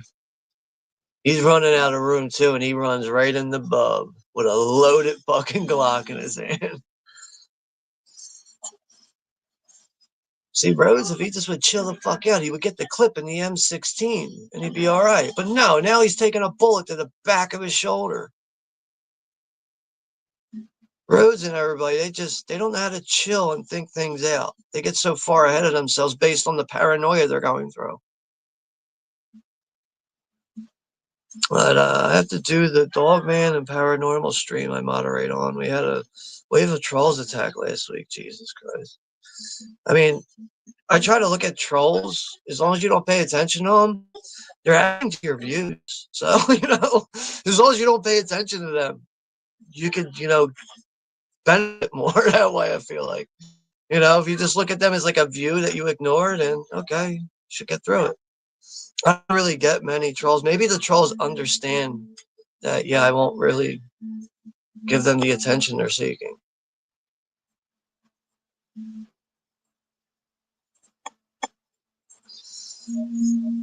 But yeah, so Rhodes has been hit 2 times. Shot in the shoulder, back of the shoulder, back of the leg.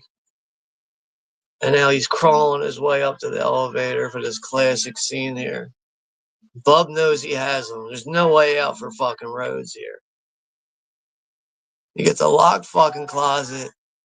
And he gets a fucking wide open fucking elevator full of zombies. And Bub shoots him. Rose just dips back into the pile of zombies and they just start pulling them apart, man.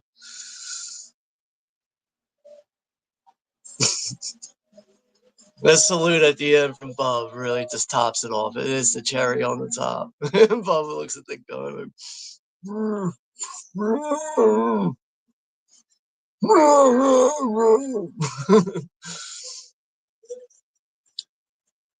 and need the target sites lined up, Ruskies. Yeah. Stephanie saying, "Oh, hang in there for a while, survivor. Stay frosty." Oh God! Rhodes on his last words. Choke on that.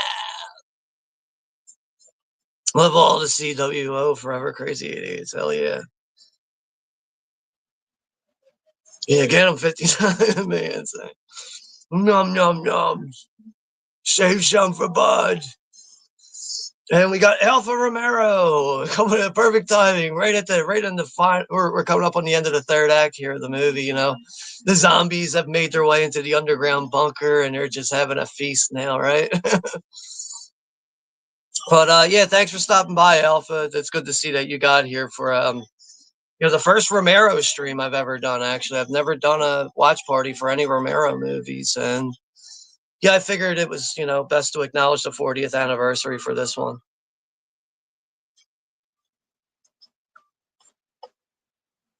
Yeah, take care, 59. Greg's saying, but yeah, it's good to see we had some people show up here at the end of the stream and everything. But yeah, at least Romero's original Dead trilogy, all 3 movies are past that 40 mark now.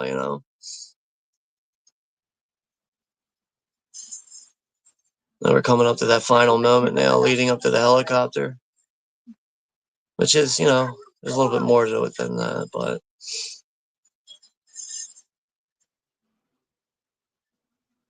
But I really think if they all would have, mainly, Rhodes and his men, if they just would have found a way to be rational and not lose their fucking minds and let the paranoia, consume them, they all would have had a nice little thing going here.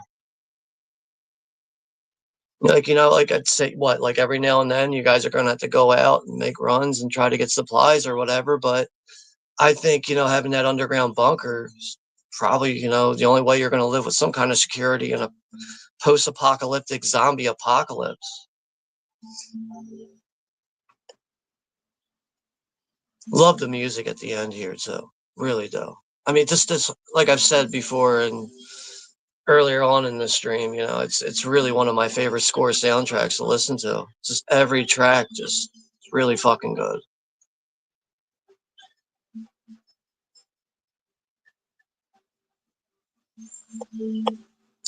But yeah, so the next stream on the channel will be live here on Tuesday. That'll be July 22nd at 10 p.m. Eastern Standard Time. It'll be the 20th anniversary for Rob Zombie's The Devil's Rejects. So yeah, that's the next time we'll be live here on the channel. But yeah, I'm coming up to the credit scene now after the couple days in there on the calendar on October. But yeah, so that is Day of the Dead at 40 years old today. So yeah. All right. So, earlier today, before, when I said at some point throughout the stream, earlier today, I ended up watching The World's End documentary, which is approximately like an hour and 25 minutes long, and it's the second time I ever watched it. But you know, a lot of good informing stuff in it, and I just feel like that documentary alone makes that release really one of the better releases from Scream Factory too. So, but yeah, we're gonna go ahead and end this one here now. Well, I'm going to acknowledge the chat. Make sure I didn't see any. Somebody else might have squeezed in here last minute. We got 7 people left in the chat. So Stephanie has a tip. John Candy reminds me too of Chris Farley. Yeah, right, dude. Oh, Chris Farley was a fucking riot. My God, I miss him. Also miss Ann Hex or Hesh. Oh yeah, okay. Ellen DeGeneres ex-girlfriend. God damn. I'm sorry, it just really made me laugh. Oh yeah, Alpha saying, "Oh wow, yeah, you're way overdue, man."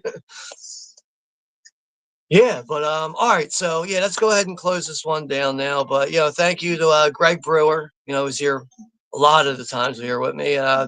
Thank you to Mayanne for hanging out with us here. Alpha Romero for showing up here at the end here, along with Russell over at Sunny Barger there.